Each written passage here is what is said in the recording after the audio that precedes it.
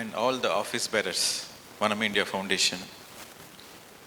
இங்கே வந்திருக்கிறோம் all guests, visitors and family members. அனைவருக்கும் வணக்கம். எனக்கு தமிழ் பேசதான் தெரியும். நான் பிறந்து வளர்ந்தது எல்லாமே ஆந்திராவில், படித்தது தெலுங்கு. வீட்டில் கொஞ்சம் தமிழ் பேசுவோம். என்னோட மதர் டங் தமிழ். ஸோ வீட்டில் கொலோக்கியலாக பேசுவோம்.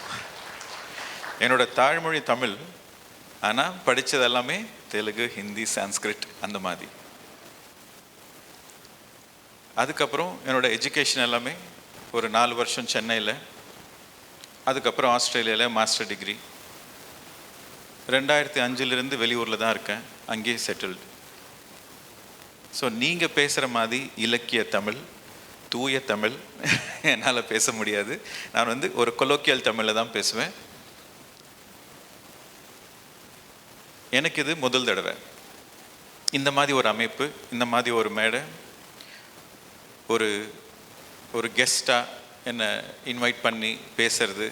அதுவும் இந்த வனம் இந்தியா ஃபவுண்டேஷன் ஸ்பிரிச்சுவாலிட்டிக்கு இருந்தாலும் that is a spiritual organisation. டைரக்டாக ஸ்பிரிச்சுவல்னா கூட அது ஸ்பிரிச்சுவல் ஆர்கனைசேஷன். என்னை இன்வைட் பண்ணுறவங்க எல்லாருமே முக்கால்வாசி ஒரு business leaders, colleges, universities, government organisations. Stress மேனேஜ்மெண்ட்டுக்காக எப்படி ஹெல்த்தியாக இருக்கணும். ஹெல்த்னா இப்போ doctor sir physical health, but United நேஷன்ஸோட டெஃபினேஷனில் ஹெல்த்னா physical, emotional, psychological, spiritual, social. இது எல்லாமே சேர்ந்ததான் அது ஹோலிஸ்டிக் ஹெல்த்னு சொல்லுவாங்க. ஸோ இந்த ஹெல்த்துக்கு எனக்கு என்ன ஒரு சின்ன கனெக்ஷன் அப்படின்ட்டு நான் இப்போ ரீகலெக்ட் பண்ணி பார்த்தாக்கா, சின்ன வயசில் எனக்கு தெரிஞ்ச ஒரு 3rd ஸ்டாண்டர்ட் இருப்பேன்னு நினைக்கிறேன். 3rd ஸ்டாண்டர்டில் ஒரு குவிஸ் காம்படிஷன் வச்சாங்க. அதில் வாட் இஸ் WHO அப்படின்ட்டு ஒரு கொஷின் இருந்துச்சு. WHO என்னன்னே தெரியாது, படித்ததும் கிடையாது. ஆனால் வாட் இஸ் அந்த கொஷின் பார்க்குறப்போ ஒரு இது மாதிரி என்ன சொல்கிறது, ஒரு லைட் மாதிரி உள்ளே வேர்ல்டு ஹெல்த் ஆர்கனைசேஷன் அப்படின்ட்டு வந்துச்சு எனக்கு. அதை நான் எழுதி வச்சேன். WHO ஏதோ ஒரு இமேஜினேஷனில் வேர்ல்டு ஹெல்த் ஆர்கனைசேஷன் எழுதி வச்சேன். அதுக்கப்புறம் ரிசல்ட்டு பார்த்தா கரெக்ட். ஆனால் அதே WHO நான் போய் வேலை பண்ணுவேன்ட்டு நான் அப்போ நினச்சி பார்க்கல. ஸோ ஒரு 3 மாதத்துக்கு முன்னாடி கரெக்டாக நம்ம சிவராத்திரி டேட்டு ஃபெப்ரவரி.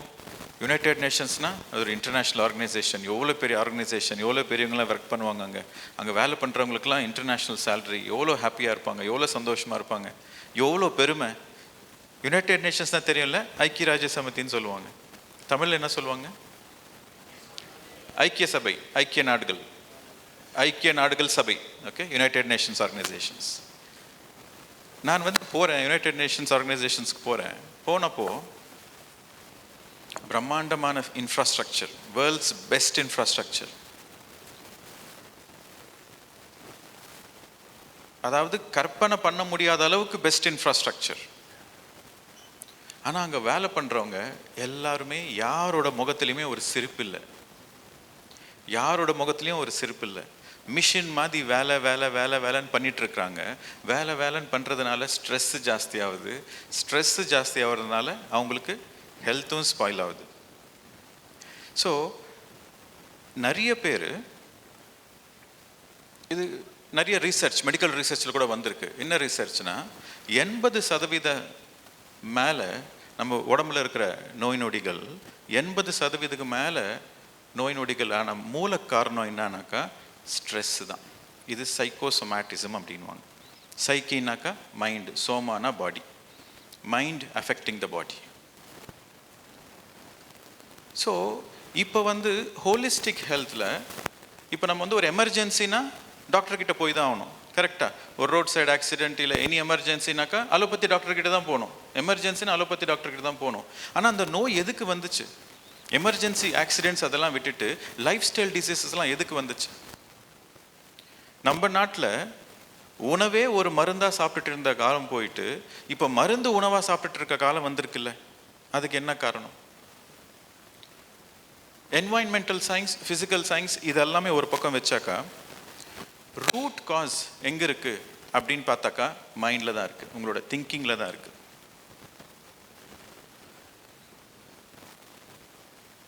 நான் வந்து ஜென்ரலாக என்னோடய லெக்சர்ஸில் வந்து, என்னோடய கிளாஸஸில் வந்து, செமினார்ஸில் கேட்பாங்க, சார் என்னோடய பர்பஸ் ஆஃப் லைஃப் என்ன சார்? ஏன்னா நான் டீல் பண்ணுற சப்ஜெக்ட் அதுதான், life. What is the purpose of life, how to live a happy life. So இந்த பர்பஸ் ஆஃப் லைஃப் என்ன அப்படின்ட்டு கேட்குறப்போ ரெண்டே தான்.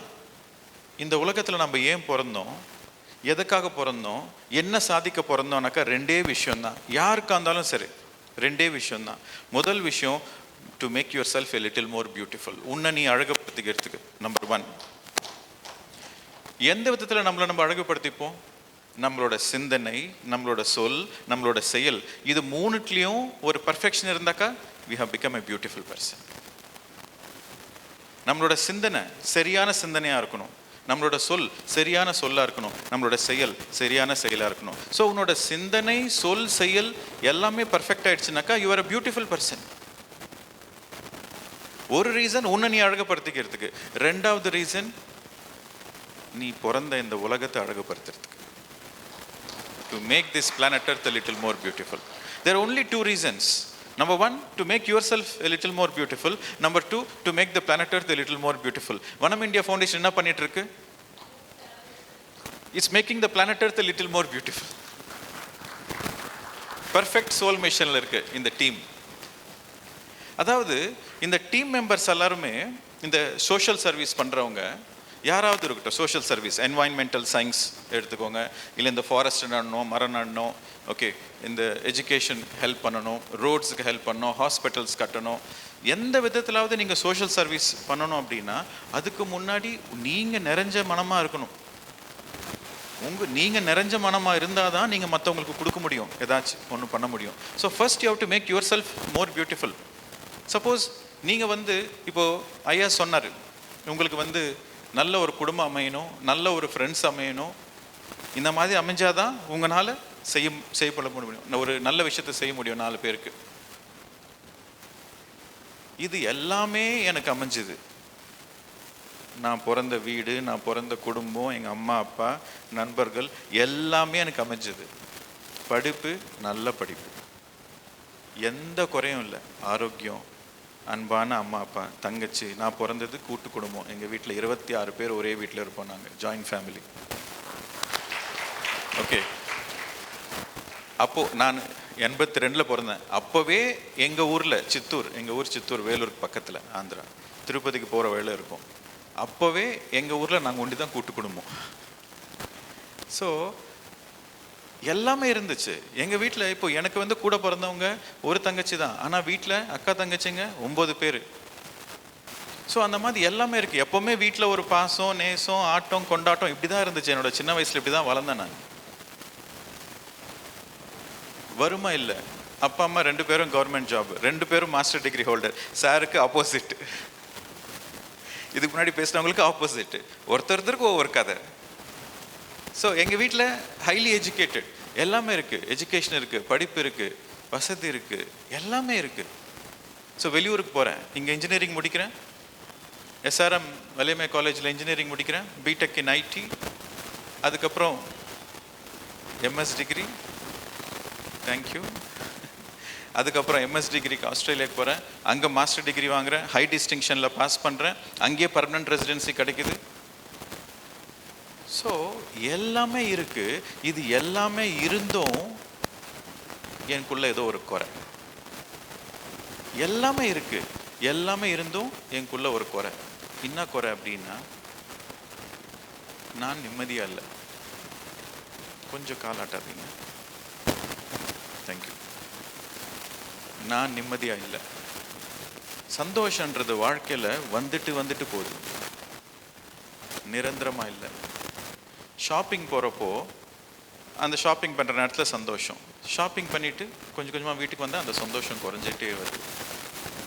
ஃப்ரெண்ட்ஸோடு கலந்து நம்ம டைம் ஸ்பெண்ட் பண்ணுறப்போ சந்தோஷம், ஆனால் அதே ஃப்ரெண்ட்ஸ் எல்லாம் கொஞ்சம் அந்த டைம் ஸ்பெண்ட் பண்ணுறது, அந்த மீட்டிங்லாம் முடிஞ்சிட்டு வீட்டுக்கு வரப்போ அந்த சந்தோஷம் குறைஞ்சிட்டே வருது. நல்ல சாப்பாடு சாப்பிட்றப்போ சந்தோஷம், ஆனால் சாப்பாடு சாப்பிட்டு முடிச்ச பிறகு கொஞ்சம் கொஞ்சமாக அந்த சந்தோஷம் குறைஞ்சிட்டே வருது. ஸோ வாழ்க்கையில் நான் என்ன பண்ணாலும் அந்த சந்தோஷம் இருக்குது, ஆனால் திருப்பி திருப்பி குறைஞ்சிட்டே வருது. லைஃப்பில் அப் அண்ட் டவுன் இருக்குது. இந்த மாதிரி வாழ்க்கை எனக்கு தேவையா? நிரந்தரமாக சந்தோஷமாக இருக்கணும்னா என்ன பண்ணணும்? அதுதான் என்னோட தேடலாக இருந்துச்சு. நிரந்தரமாக சந்தோஷமாக இருக்கணும்னா என்ன பண்ணணும்? இது ஒரு பக்கம். ஸோ இந்த தேடல் ஓடிட்டு இருந்தது எனக்கு. நிரந்தரமாக நான் வாழ்க்கையில் சந்தோஷமாக வாழணும்னா நான் என்ன பண்ணணும்? ஒரு சந்தோஷமாக நிரந்தரமாக சந்தோஷமாக இல்லாத வாழ்க்கை வாழ்கிறது எதுக்கு? அது நம்பர் 1. நம்பர் 2, நான் பிறந்து ஒரு 2-2.5 வயசில் நான் பேச ஆரம்பித்தேன். நான் பிறந்த ஒரு 2-2.5 வயசில் நான் பேச ஆரம்பித்தப்போ நான் எங்கள் அம்மா கிட்ட கேட்ட முதல் கேள்வி, நான் யார்? நான் யார்? எங்கிருந்து வந்தேன்? எங்கே போகிறேன்? நான் யார்? எங்கிருந்து வந்தேன்? எங்கே போகிறேன்? எதுக்கு இங்கே வந்தேன்? நான் எங்கிருந்து வந்தேன்? அவங்க எங்கள் அம்மா சொல்லுவாங்க, நீ வந்து என் வயிற்றுலேருந்து வந்த. உங்கள் வயிற்றுக்குள்ளே எப்படி நான் போனேன்? இந்த கேள்விகள் எனக்கு பதில் தெரியாது. ஒரு முனிவர்கள், ஒரு யோகிகள், ஒரு ஞானிகள், அவங்களுக்கு மட்டும்தான் தெரியும், எனக்கு தெரியாது அப்படின்னு சொல்லிட்டு அடுத்து அவங்க சொன்னது, நீ பெரியவனான பிறகு நீ இது தெரிஞ்சுப்ப. ஒரு யோகினால் மட்டும்தான் இந்த விஷயத்தை கண்டுபிடிக்க முடியும், தெரிஞ்சுக்க முடியும், அறிய முடியும். நீ பெரியவனான பிறகு நீ தெரிஞ்சுப்ப அப்படின்னாங்க. ஸோ சின்ன வயசுலேருந்து எனக்கு வந்து நான் பெரியவனான பிறகு நான் ஒரு யோகி ஆவேன். ஒரு யோகினா இமயமலைக்கு போகணும், அங்கே தியானம் பண்ணோம், அங்கே போயிட்டு தியானம் பண்ணால் எனக்கு அந்த இதெல்லாம் தெரியும் அப்படின்ற மாதிரி சின்ன வயசுலேருந்து நான் இந்த சாமி படங்கள்லாம் பார்ப்பேன். இந்த ஐயப்ப சாமி படம், இந்த முருகர் படம், எல்லாம் கடவுளை தேடி போவாங்க இல்லையா? ஸோ எனக்கு கடவுள்லாம் யார்? ஒன்று நான் யாருன்னு தெரிஞ்சுக்கணும், இன்னொன்று என்னை படித்த கடவுளை நான் ஒரு வாட்டி பார்க்கணும். ஸோ இந்த 2 தேடலில் என்னோடய லைஃப் எல்லாமே பேக்ரவுண்டில் அது ஓடிட்டு இருந்துச்சு. நான் பிறந்ததோ ஹிந்து ஃபேமிலியில், படித்ததோ கிறிஸ்டியன் ஸ்கூலில், கூட உட்காந்த பசங்கள்லாம் முஸ்லீம். வீட்டில் கடவுள் பல ரகமான கடவுள் இருக்கார். ஓகே, ஒரு கடவுள் இல்லை, நிறைய கடவுள் இருக்காங்க வீட்டில். எங்கள் பூஜை ரூமில் பார்த்தீங்கன்னா ஒரு 50க்கு மேலே கடவுள் ஃபோட்டோ இருக்கும். ஸ்கூலில் ஜீசஸ், மேரி, மதர் மேரி. கூட உட்காந்த பசங்க முகமது இஸ் அ ப்ராஃபிட், அல்லா அப்படின்னு சொல்லுவாங்க. ஸோ எனக்கு இன்னொரு கேள்வி, சரி நான் யாருன்றது அப்புறம் இருக்கட்டும், இந்த கடவுள் யார்? ஒரு கடவுள் இருந்தால் பரவாயில்ல, இத்தனை கடவுள் இருக்காங்களே, இதில் யார் நிஜமான கடவுள்? இது 2வது கேள்வி. ரொம்ப சின்ன வயசில், அதுவும் எங்கள் அம்மாவை தான் போய் கேட்டேன் நான். கடவுள்னா யார்? நீங்கள் வீட்டில் ஒருத்தர் கடவுள்னு சொல்கிறீங்க, ஸ்கூலில் இன்னொருத்தர் கடவுள்னு சொல்கிறாங்க, என் ஃப்ரெண்ட்ஸு இன்னொருத்தருங்க கடவுள்னு சொல்கிறாங்க. கடவுள்ன்றது யார் அப்படின்னாக்கா எங்கள் அம்மா ஒரு கதை சொன்னாங்க. 7 blind people. இந்த ஸ்டோரி தெரிஞ்சிருக்கோம் உங்களுக்கு. 7 பேர் பிறவிலேயே குருடர்கள். அவங்களுக்கு வந்து அவங்க தங்குற அந்த ஊரில் வந்து ஒரு யானை வருது. அந்த யானை எப்படி இருக்கணும்னு தெரிஞ்சுக்கணும்னு அவங்களுக்கு ஒரு ஆசை. ஸோ அந்த யானை வரப்போ இந்த 7 பேருமே அந்த யானையை போய் தொட்டு பார்க்குறாங்க. ஒருத்தர் ஒவ்வொரு பாகத்தை தொடுறாங்க. அந்த யானை போன பிறகு இவங்க டிஸ்கஸ் பண்ணுறாங்க, யானைன்னா ஒன்றும் இல்லை, ஒரு தூணு மாதிரி இருக்கும், அவ்வளோதான் அப்படின்ட்டு. இவன் காலை தொட்டிருக்கான். இன்னொருத்தன் யானைன்னா ஒரு செவரு மாதிரி இருக்கும், அவ்வளோதான். அவன் வந்து அந்த வயிற்றை தொட்டிருக்கான். இன்னொருத்தன் வந்து யானைன்னா ஒரு சாட்டி மாதிரி இருக்கும், ஒரு கவுறு மாதிரி இருக்கும், அவ்வளோதான், அவன் வாழை தொட்டிருக்கான். இந்த மாதிரி 7 பேருமே ஒவ்வொரு பகுதியும் தொட்டு யானைனா இதுதான் அப்படின்ட்டு சண்டை போட்டுட்டு இருக்காங்க. நீ தவறு, நான் தான் ரைட்டு அப்படின்ட்டு இந்த 7 பேர் சண்டை போட்டுட்டு இருக்காங்க. ஸோ எங்கள் அம்மா இந்த கதையை சொல்லி, இவங்க எல்லாருமே குருடர்கள், யானைன்னா எல்லாத்தையும் கலந்து அதுக்கு மேலே தான் யானை, அதே மாதிரி கடவுள்னா இந்த ஜனங்க நம்பிட்டு இருக்காங்கல்ல, இதுக்கும் மேலே ஒரு சக்தி இருக்குது, அதுதான் கடவுள் அப்படின்னு. ஸோ அப்போ இருந்து எனக்கு என்ன கியூரியாசிட்டினா, நான் யாருன்னு தெரிஞ்சுக்கணும், கடவுள் யாருன்னு நான் தெரிஞ்சுக்கணும், மீட் பண்ணணும், ஒரு வாட்டி நான் மீட் பண்ணணும், தெரிஞ்சுக்கணும், மீட் பண்ணணும். ஸோ இது 2மே பேக்ரவுண்டில் போயிட்டே இருந்துச்சு எனக்கு. மாஸ்டர் டிகிரி முடித்த பிறகு கை நிறைய சம்பளம், வேலை, அங்கேயே செட்டில்மெண்ட், பர்மனன்ட் ரெசிடென்சி, க்ரீன் கார்டுன்னு சொல்லுவாங்க, எல்லாம் இருக்குது, கார் இருக்குது, வீடு இருக்குது, பேர் இருக்குது, எல்லாமே இருக்குது. பட் இருந்தாலும் இந்த நிரந்தரமாக சந்தோஷமாக இல்லை, இந்தப்பட்ட வாழ்க்கை தேவையா எனக்கு அப்படின்றப்போ இன்னொரு விதமான ஒரு வைராக்கியம் எனக்குள்ள. எனக்கு சின்ன வயசில் ஒரு கொஷின் இருந்துச்சு, நான் யாருன்னு தெரிஞ்சுக்கணுன்ட்டு. ஆனால் 25 வருஷம் நான் வாழ்ந்திருக்கிறேன். ஆனால் 25 வருஷம் இந்த உலகத்தில் நான் வாழ்ந்திருக்கேன். அப்போது அந்த கேள்வி, 25 வருஷம் இந்த உலகத்தில் நான் வாழ்ந்திருக்கிறேன், நான் யாருன்னே எனக்கு தெரியலையே. எனி டைம் மரணம் வரலாம். Death can come any moment. எந்த நொடியிலாவது மரணம்ன்றது வரும், நம்ம கையில் இல்லை. ஆனால் நான் பிறக்கிறப்போ நான் யாருன்னு தெரியல, சாக போகிறப்ப கூட நான் யாருன்னு தெரியலனா இப்படியாப்பட்ட வாழ்க்கை தேவையா எனக்கு? நான் யாருன்னே தெரியாது இத்தனை நாள் நான் வாழ்ந்திருக்கிறேன் இந்த உலகத்தில் அப்படின்ற ஒரு டீப் தாட் அன்னைக்கு முடிவு பண்ணேன். இது 2007 மெல்பர்னில் இருக்கிறேன். நான் 2007 நான் முடிவு பண்ணுறேன், நான் இந்த உலகத்தில் வாழ்ந்தால் நான் யாருன்னு தெரிஞ்சுக்கின்னு தான் வாழணும், இல்லைன்னா வாழ்கிறது வேஸ்ட் அப்படின்னு நான் முடிவு பண்ணி என்னோட தேடல் ஆரம்பிக்கிறேன். ஜாபை ரிசைன் பண்ணுறேன், நான் வேலை பண்ணுறது ரிசைன், எல்லாத்தையும் ரிசைன் பண்ணி அந்த தேடலுக்காக இந்தியாவுக்கு வரேன். 3 மாதம் இந்தியாவுக்கு வரேன், எல்லா ஆசிரமத்துக்கும் போகிறேன். என்ன வாழ்க்கை, என்ன அர்த்தம், என்ன பரமார்த்தம் என்ன, இதை தெரிஞ்சுக்க நான் போகிறேன். 6 மாதம் தேடிட்டே இருக்கேன், ஒன்றும் கிடைக்கல. சில பேர் சொல்கிறாங்க இதுதான் வாழ்க்கை, இதுதான் ஞானம், இதுதான் அப்படின்ட்டு சொல்கிறாங்க. பட் அவங்க கண்ணை பார்க்குறேன், ஆனால் அவங்க கண்ணில் அந்த அனுபவம் தெரியலன்னு. இதுதான் உண்மைன்ட்டு சொல்கிறாங்க, ஆனால் அவங்களுக்கு அந்த அனுபவம் இல்லை. So not satisfied. கரெக்டாக 6 மாதம் முடியுது, கையில் இருந்த காசு பணம்லாம் செலவாயிடுது. திருப்பி ஆஸ்திரேலியாவுக்கு போகணும். ஸோ ஃப்ளைட்டை புக் பண்ணுறேன். 2 நாளுக்கு நான் என்னோடய ஃப்ளைட் நான் ஏறணுன்றப்போ 2 நாளுக்கு முன்னாடி நான் ஒரு வீடியோவை பார்க்குறேன். அவர் இந்த வீடியோவில் சுபாஷ் பத்ரிஜி என்றவர் ஒரு லெக்சர் கொடுத்துட்ருக்கார். அந்த லெக்சர் என்னன்னா, அப்போ தீபோ பவா என்ற ஒரு டாபிக் மேலே லெக்சர். கௌதம புத்தர் அவர் பாடி வெக்கேட் பண்ணுற கடைசி நேரத்தில், அவர் ஒன்று பாடி வெக்கேட் பண்ண போகிறாருன்னு தெரிஞ்ச பிறகு அவரோட டிசைபிள்ஸ் எல்லாம் கூப்பிட்றாரு. க்ளோஸ் டிசைபிள்ஸ் எல்லாரையும் கூப்பிட்டு அமைதியாக இருக்கிறாரு. ஒரே ஒரு வார்த்தை சொல்கிறாரு, அப்போ தீபோ பவா அப்படின்ற வார்த்தை சொல்லிட்டு பாடி வெக்கேட் பண்ணுறாரு. அதாவது கௌதம புத்தர் மாதிரி ஒரு என்லைட்டன் மாஸ்டர், ஒரு ஞானி மரணத்துக்கு முன்னாடி இந்த வார்த்தை சொல்கிறாருன்னா அது வாழ்நாளில் அவர் வாழ்ந்ததுக்கு, அவர் தெரிஞ்சுக்கிறதுக்கு ஆனால் ஒரு அர்த்தமாக இருக்கும். அது கடைசி வார்த்தை. ஒருத்தவங்க அவர் பாடி வெக்கேட் பண்ணுறதுக்கு முன்னாடி கடைசியாக ஒன்று சொல்கிறாங்கன்னா that is the ultimate truth of their life. அவங்க வாழ்க்கையில் அவங்க தெரிஞ்சுக்கிட்ட பரம சத்தியத்தை தான் சொல்லுவாங்க பாடி வெக்கேட் பண்ணுறதுக்கு முன்னாடி. அந்த அப்போ தீபோ பவன்னா அது பாலி லாங்குவேஜ். அந்த காலகட்டத்தில் பாலி லாங்குவேஜ் ஜென்ரலாக பேசிகிட்டு இருப்பாங்க அந்த ஏரியாவில், அந்த பீகார் அந்த ஏரியாவில். அப்போன்னா ஒன்லி யூ, தீபோன்னா உன்னோட ஆன்ம விளக்கு. அப்போ தீபோ பவன்னா only you can light your inner lamp. உன்னால் மட்டும்தான் உன் வாழ்க்கையை சீர்திருத்துக்க முடியும். உன்னால் மட்டும்தான் உன்னோட ஆன்ம ஜோதியை எரி வைக்க முடியும், வேறு யாருனாலையும் முடியாது. உன்னால் மட்டும்தான் உன்னோட ஆன்ம விளக்கு. இப்போ நம்ம இங்கே விளக்கு ஏற்றணும் இல்லையா, இது ஒரு ட்ரெடிஷன் தானே. நம்மளோட இந்தியாவில் இது ஒரு பண்பாடு, ட்ரெடிஷன். இதுக்கு என்ன அர்த்தம் தெரியுமா? இதுதான் அர்த்தம். இந்த விளக்கு, அதாவது இந்த விளக்கு ஏற்றுறப்போ இந்த ஒளி, என்னோட ஒளியை ஏற்றி வைக்கிறதுக்கு என்னால் ஒண்டி தான் முடியும், மற்றவங்களால முடியாது. என்னால் ஒண்டி தான் முடியும், வேற யாராலும் ஒன்றும் பண்ண முடியாது. ஸோ இந்த வீடியோ பற்றி அவர் எக்ஸ்பிளைன் பண்ணிட்டு இருக்காரு, இந்த பத்ரிஜி என்ற ஒரு மெடிடேஷன் டீச்சர். அப்போ அவருக்கு அந்த ஸ்டேட்மெண்ட் அந்த வீடியோவில் சொல்கிறாரு, உனக்கு நீ யாருன்னு தெரிஞ்சுக்கணுன்னா, நீ எங்கிருந்து வந்த, எங்கே போகிற, மரணம்னா என்ன, மரணத்துக்கு அப்புறம் என்ன நடக்க போகுது, இதை பற்றி தெரிஞ்சுக்கணுன்னாக்கா நீ தியானம் பண்ணும். தியானம்னாக்கா கண்ணை மூடி மூச்சை கவனிக்கிறது, அவ்வளோதான் அப்படின்னு.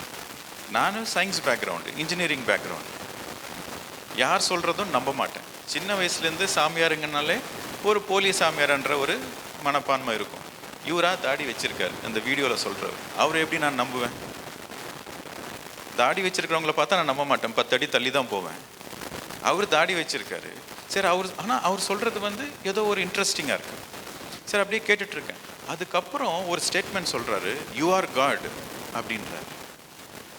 You are God and everybody is God அப்படின்றார். இது வரைக்கும் அந்த மாதிரி எனக்கு யாருமே ஸ்டேட்மெண்ட் சொன்னதில்லை.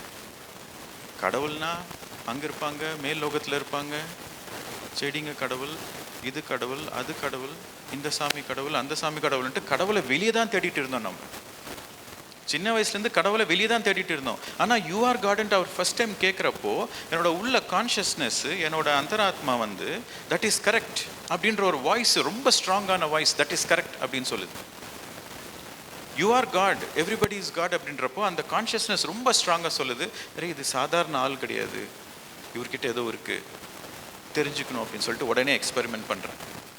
ஒரு அரை மணி நேரம் உட்காந்து நான் கண்ணை மூடி என் மூச்சை கவனிக்கிறேன். ஒரே ஒரு ½ அன் அவர் கண்ணை மூடி மூச்சை கவனிக்கிறேன். அந்த அரை மணி நேரம் எங்கில்லாத சந்தோஷம். ஒன்றுமே பண்ணல, ஜஸ்ட் கண்ணை மூடி மூச்சை கவனிச்சேன், எங்கில்லாத சந்தோஷம். உடனே எனக்கு வந்து என்ன இது, சம்திங் ஏதோ இருக்கு, இது ஒன்றுமே பண்ணாமல் மூச்சை கவனிச்சா இவ்வளோ சந்தோஷமாக இருக்கா, என்னது இது, இது ஒரு ரொம்ப வித்தியாசமாக இருக்கே அப்படின்னு சொல்லிட்டு நெக்ஸ்ட் இன்னொரு ½ அன் அவர் உட்காடுறேன், இன்னொரு 45 மினிட்ஸ் உட்காடுறேன், அதே மாதிரி சந்தோஷம். அதுதான் சோல் ஹாப்பினஸ். அதாவது உங்களோட ஆன்மாவோட சேர்ந்து நீங்கள் இருக்கிற அந்த நொடி, அந்த ஆழ்ந்த தியான நிலை தான் அந்த பரமார்த்தம், அந்த பிரம்மானந்தத்தை கொடுக்குது எனக்கு. ஸோ இது ஏதோ இருக்குது, இந்த விஷயம் இது ஏதோ இருக்குது அப்படின்னு சொல்லிட்டு நெக்ஸ்ட்டு 2 டேஸில் ஃப்ளைட்டு. ஓகே, கிளம்பி நான் ஆஸ்திரேலியாவுக்கு போயிடுறேன். நான் நினச்சது வந்து சரி ஆஸ்திரேலியாவுக்கு போயிட்டு ஜாப் அப்ளை பண்ணிவிட்டு ஃப்ரீயாக இருக்கிற டைமில் இதை ரீசர்ச் பண்ணி பார்க்கலாம், இதில் ஏதோ இருக்குது, எனக்கு ஏதோ ஒரு கிடச்சிருக்கு, இதை ரீசர்ச் பண்ணி பார்க்கலாம். அரை மணி நேரம் 1 மணி நேரம் தியானம் பண்ணாலே இவ்வளோ சந்தோஷமாக இருக்குன்னா இந்த தியானத்தோட டெட் எண்ட் என்ன, இதோட அல்டிமேட் என்ன, அதை நான் தெரிஞ்சுக்கணும், நான் ரீசர்ச் பண்ணணும், வேலை பண்ணிகிட்டே நான் ரீசர்ச் பண்ணுவேன் அப்படின்னு நான் சொல்லிவிட்டு நான் கிளம்பிட்டேன். ஆனால் அங்கே போய் லேண்ட் ஆன பிறகு என்னால் எந்த ஜாபும் அப்ளை பண்ண முடியல, என் மனசு ஒத்துக்கலை. பணம் எப்போ வேணாலும் சம்பாரிச்சிக்கலாம், ஆனால் உன்னோட வாழ்க்கையை பற்றி நீ தெரிஞ்சுக்கணும், நீ யாரு நீ தெரிஞ்சுக்கணும் அப்படின்னு சொல்லிட்டு ஜாப் அப்ளை பண்ணுற இன்ட்ரெஸ்ட் இல்லை, எதுவுமே இல்லை. கண்டினியூஸாக மெடிடேஷன் தான். ஒரு நாளைக்கு 8 மணி நேரம் 10 மணி நேரம் மெடிடேஷன் பண்ணிட்டு இருந்தேன். நான் நினச்சேன் 1 வாரம் 2 வாரம் ரீசர்ச் பண்ண பிறகு அது தெரிஞ்சிடும் அப்படின்ட்டு. ஆனால் 1 வாரம் 2 வாரம் ஆச்சு, 2 வாரம் 1 மாதம் ஆச்சு, 1 மாதம் 6 மாதம் ஆச்சு, 6 மாதம் வருஷம் ஆச்சு, 2 வருஷம் ஆச்சு, 2.5 வருஷம் நான் ரீசர்ச்சில் இருந்துட்டேன். 2.5 வருஷம் கம்ப்ளீட்டாக சுவிட்ச் ஆஃப், அவுட் சைட் வேர்ல்டு சுவிட்ச் ஆஃப், டோட்டல் வேர்ல்டு சுவிட்ச் ஆஃப். எங்கள் வீட்டில் இருக்கிறவங்களாம் இவன் பைத்தியம் ஆகிட்டான்னு நினச்சிக்கிட்டாங்க. என் நேரம் கண்ணை மூடி உட்காந்து தியானம் பண்ணிட்டு இருக்கானே இவன், அவங்களுக்கு அப்போ தியானம்னு கூட தெரியாது. கண்ணை மூடி உட்காந்துட்டு இவன் வாழ்க்கையை வேஸ்ட் பண்ணிட்டு இருக்கான் இவன். என் கூட இருக்கிற சொந்த ஃப்ரெண்ட்ஸ் எல்லாருமே விட்டுட்டாங்க, இவனுக்கு ஏதோ பைத்தியம் பிடிச்சிருச்சுன்ட்டு. என்ன புரிஞ்சுக்கிறவங்க ஒருத்தர் கிடையாது. நல்லா படிச்சுட்டு மாஸ்டர் டிகிரி முடிச்சுட்டு கை நிறைய சம்பாதிக்கிற வயசில் எல்லாத்தையும் விட்டுட்டு வேலையை விட்டுட்டு உட்காந்து கண்ண மூடி தியானம் பண்ணிட்டு இருக்கானே இவன் அப்படின்னு சொல்லிட்டு எல்லாருக்கும் ஒரு இதுதான். 1 மாதம் 2 மாதம் சொல்லி பார்த்தாங்க, அதுக்கப்புறம் விட்டுட்டாங்க, இவனை ஒன்றும் திருத்த முடியாது அப்படின்னு சொல்லிட்டு. ஆனால் இந்த 2.5 வருஷம் மற்றவங்க எல்லாம் என்ன நினச்சிருக்காங்க, என்ன இவன் லைஃப்பை வேஸ்ட் பண்ணிட்டு இருக்கான் அப்படின்ட்டு. ஆனால் அந்த 2.5 வருஷம் எனக்கு நான் யாருன்னு தெரிஞ்சிட்டு இருக்கிறேன். மற்றவங்கள பார்த்தா இவங்களாம் லைஃப் வேஸ்ட் பண்ணிட்டு இருக்காங்க எனக்கு தோணுது. அவங்க என்ன நினைக்கிறாங்க, இவன் ஒரு முட்டாள் லைஃப்பை வேஸ்ட் பண்ணிட்டு இருக்கான்ட்டு. எனக்கு என்ன தோணுது, எனி மூமெண்ட் டெத்து வரும், எந்த நேரத்தில் வேணாலும் உயிரிட்டு போகலாம். ஆனால் இவங்க லைஃப்பை வேஸ்ட் பண்ணிட்டு இவங்க யாருன்னே தெரியாமல் பணத்து பின்னாடி பேரு பின்னாடி சுற்றிட்டு இருக்காங்களே இவங்க அப்படின்ட்டு எனக்கு அவங்க முட்டாளாக தெரியுது. ஆனால் நான் வாய் திறந்து சொல்ல முடியாது. எங்கள் அப்பா கேட்குறாரு, உன்னை பார்த்தா எனக்கு ரொம்ப கவலையாக இருக்குதுடான்ட்டு. நான் சொல்கிறேன், உன்னை பார்த்தா கூட எனக்கு ரொம்ப கவலையாக இருக்குதுப்பா, எனக்கு நிஜமாவே கவலையாக இருக்குப்பா உன்னை பார்த்தாக்கா. 60 வயசு ஆயிடுச்சு, எனி மூமெண்ட் டெத்து வரலாம், நீ யாருன்னே தெரியாமல் வாழ்ந்துட்டு இருக்கியப்பா நீ அப்படின்ட்டு. ஸோ இது ஒரு அந்த 2.5 வருஷம் ஜெர்னி ரொம்ப அற்புதமான ஜெர்னி எனக்கு. அதுக்கு முன்னாடி 100% ஃபிசிக்கலாக பிராபஞ்சிகமாக வாழ்ந்துட்டேன். இந்த 2.5 வருஷம் டோட்டல் ஸ்பிரிச்சுவலாக வாழ்ந்துட்டேன். ஸ்பிரிச்சுவலாக இருக்கிறது ரொம்ப ஈஸி, 100% ஸ்பிரிச்சுவலாக இருக்கிறது ரொம்ப ஈஸி, 100% பிராபஞ்சிகமாக இருக்கிறது ரொம்ப ஈஸி. அந்த 2.5 வருஷத்துக்கு அப்புறம் இந்த மிடில் பாத்துன்னு ஒன்று வந்துச்சு. இது எப்படி வந்துச்சு அப்படின்னா, இதெல்லாம் நான் எதுக்கு சொல்லிட்டு இருக்கேன் அப்படின்னா, சொல்லுங்க பார்க்கலாம், இதெல்லாம் நான் எதுக்கு சொல்லிட்டு இருக்கேன், இந்த கதையை எதுக்கு சொல்லிட்டு இருக்கேன் நான் அப்படின்ட்டு.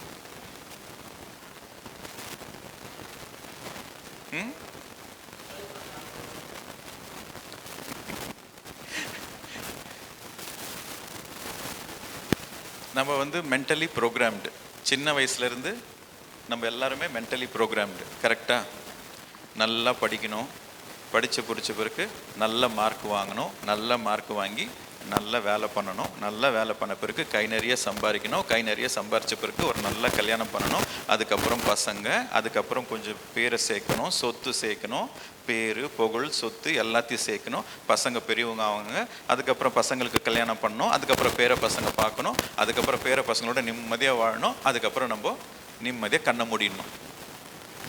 இதுதானே ப்ரோக்ராமிங். சின்ன வயசுலேருந்து இதுதான் ப்ரோக்ராமிங்.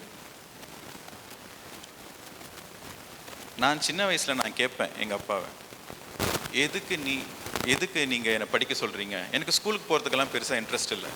ஏன்னா ஸ்கூலில் உட்காந்து எனக்கு இன்ட்ரெஸ்ட் இல்லாத சப்ஜெக்டாக சொல்லிட்டு இருப்பாங்க. நான் சின்ன வயசுலேருந்து நான் யாருன்னு தெரிஞ்சுக்கணும், கடவுள் யாருன்னு தெரிஞ்சுக்கணும். ஆனால் அந்த சப்ஜெக்டை சொல்கிறவங்க ஒரு டீச்சரும் இல்லை.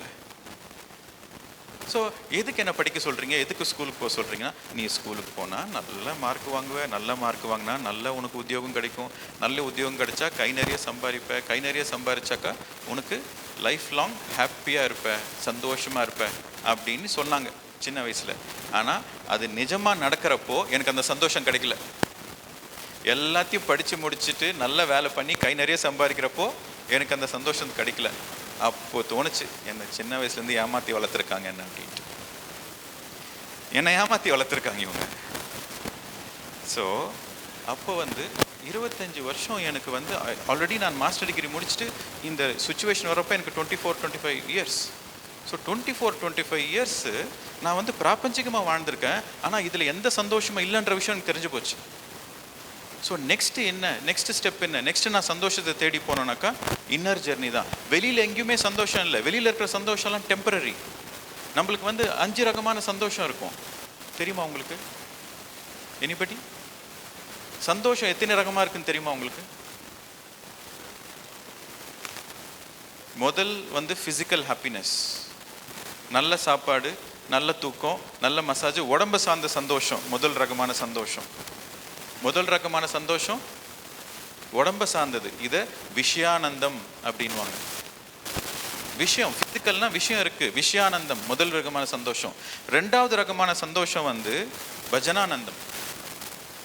நல்ல மியூசிக் கேட்குறீங்க, நல்ல மியூசிக் கேட்குறீங்க, நேச்சரில் டைம் ஸ்பெண்ட் பண்ணுறீங்க, அந்த குருவி சத்தம், அந்த இயற்கை இதெல்லாம் நீங்கள் பார்க்குறீங்க. இதெல்லாமே பஜனானந்தம். பாட்டு, மியூசிக், டான்ஸ், ஆர்ட்டு, கல்ச்சரு எல்லாமே பஜனானந்தம். ரெண்டாவது விதமான சந்தோஷம். மூணாவது விதமான சந்தோஷம் ஆத்மானந்தம். ஆத்மானந்தம்னாக்கா ஆன்ம ரூபமாக இருக்கிற சந்தோஷம். நீங்கள் தியானம் பண்ணுறப்போ உங்களுக்கு ஆன்ம ரூபத்தில் ஒரு சந்தோஷம். நல்ல புத்தகங்கள் படிக்கிறப்போ உங்களுக்கு அந்த இன்டெலெக்ட், அந்த விஸ்டமை உங்களுக்கு இதாவது அதுக்கப்புறம் நீங்கள் வேலை பண்ணுறீங்க. ஸோ நீங்கள் வேலை பண்ணுறப்போ உங்களுக்கு ஒரு சோல் சாட்டிஸ்ஃபேக்ஷன். நான் திருப்தியாக வேலை பண்ணேன், மனசு நிறைவாக வேலை பண்ணேன், என்னால் பெஸ்ட்டு நான் பண்ணேன். So soul satisfaction, job satisfaction. அதே நம்ம கிட்ட இருக்கிறது நம்ம 4 பேருக்கு நம்ம கொடுத்தோம்னாக்கா அதுதான் பிரம்மானந்தம். நம்ம கிட்ட இருக்கிற விஷயத்த 4 பேருக்கு நம்ம பகிர்ந்தோம்னாக்கா அது பிரம்மானந்தம். ஸோ டாக்டர் சார் சொன்னார், அவர் பேசுகிறப்ப நான் ரொம்ப கவனிச்சுட்டு இருந்தேன். டாக்டர் சார் சொன்னார், எனக்கு எல்லாமே அமைஞ்சுது, அதிருஷ்டம், எனக்கு நல்ல நண்பர்கள் கிடைச்சாங்க, எனக்கு இவங்க ஹெல்ப் பண்ணாங்க, நல்லா கிடைச்சிது. எதுக்கு அவருக்கு ஹெல்ப் கிடைச்சிது? அவர் செஞ்ச புண்ணியம். சின்ன வயசுலேருந்து அவருக்கு மற்றவங்களுக்கு உதவி பண்ணோன்ற மனப்பான்மை. மனம் போல் மாங்கல்யம். நீங்கள் 4 பேருக்கு உதவி பண்ணாதான் அந்த 4 பேர் உங்களுக்கு உதவி பண்ணுவாங்க. இந்த ஜென்மத்தில் பண்ணியிருக்க மாட்டீங்க, போன ஜென்மத்தில் நீங்கள் நிறைய புண்ணியம் பண்ணியிருப்பீங்க. அந்த போன ஜென்மத்தில் பண்ண புண்ணியம் தான் இந்த ஜென்மத்தில் உங்களுக்கு அதிருஷ்டம். ஸோ 4 பேருக்கு நம்ம கொடுக்க 4 பேருக்கு நம்ம நன்மை செய்ய தான் அங்கே பிரம்மானந்தம் கிடைக்குது. இத்தனை விதமான ஆனந்தங்கள் இருக்குது. பாடிக்கு சம்மந்தப்பட்டது 5 டைப்ஸ், பாடிக்கு சம்மந்தப்பட்டது. நெக்ஸ்ட் மைண்டுக்கு சம்மந்தப்பட்டது, மியூசிக், நேச்சர், இதெல்லாம் மைண்டுக்கு சம்மந்தப்பட்டது. மூணாவது புத்திக்கு சம்மந்தப்பட்டது, இன்டெலெக்ட். நல்ல புத்தகங்கள் படிக்கிறீங்க, ஓகே, ஒரு சஜ்ஜன சாங்கத்தியம் பண்ணுறீங்க, ஒரு குரு சாங்கத்தியம் பண்ணுறீங்க, ஓகே, வாழ்க்கைனா என்ன, நான் போகிற பாதை சரியான பாதையா, ஓகே, வாழ்க்கையோட அர்த்தம் என்ன, பரமார்த்தம் என்னன்ற அப்படின்ற ஒரு சிந்தனை. You are contemplating life. So your intellect is getting sharpened. That happiness is on the intellectual level. ஒரு ஆட்டோபயோகிராஃபி ஆஃப் யோகி புக்கு படிங்க, intellectual level happiness. Living with the Himalayan masters படிங்க, இன்டெலெக்சுவல் ஹாப்பினஸ். பகவத்கீதை படிங்க, intellectual happiness. Bhagavad Gita, Bible, Quran இதெல்லாம் படிச்சாக்க ஒரு intellectual happiness. Philosophy, intellectual happiness.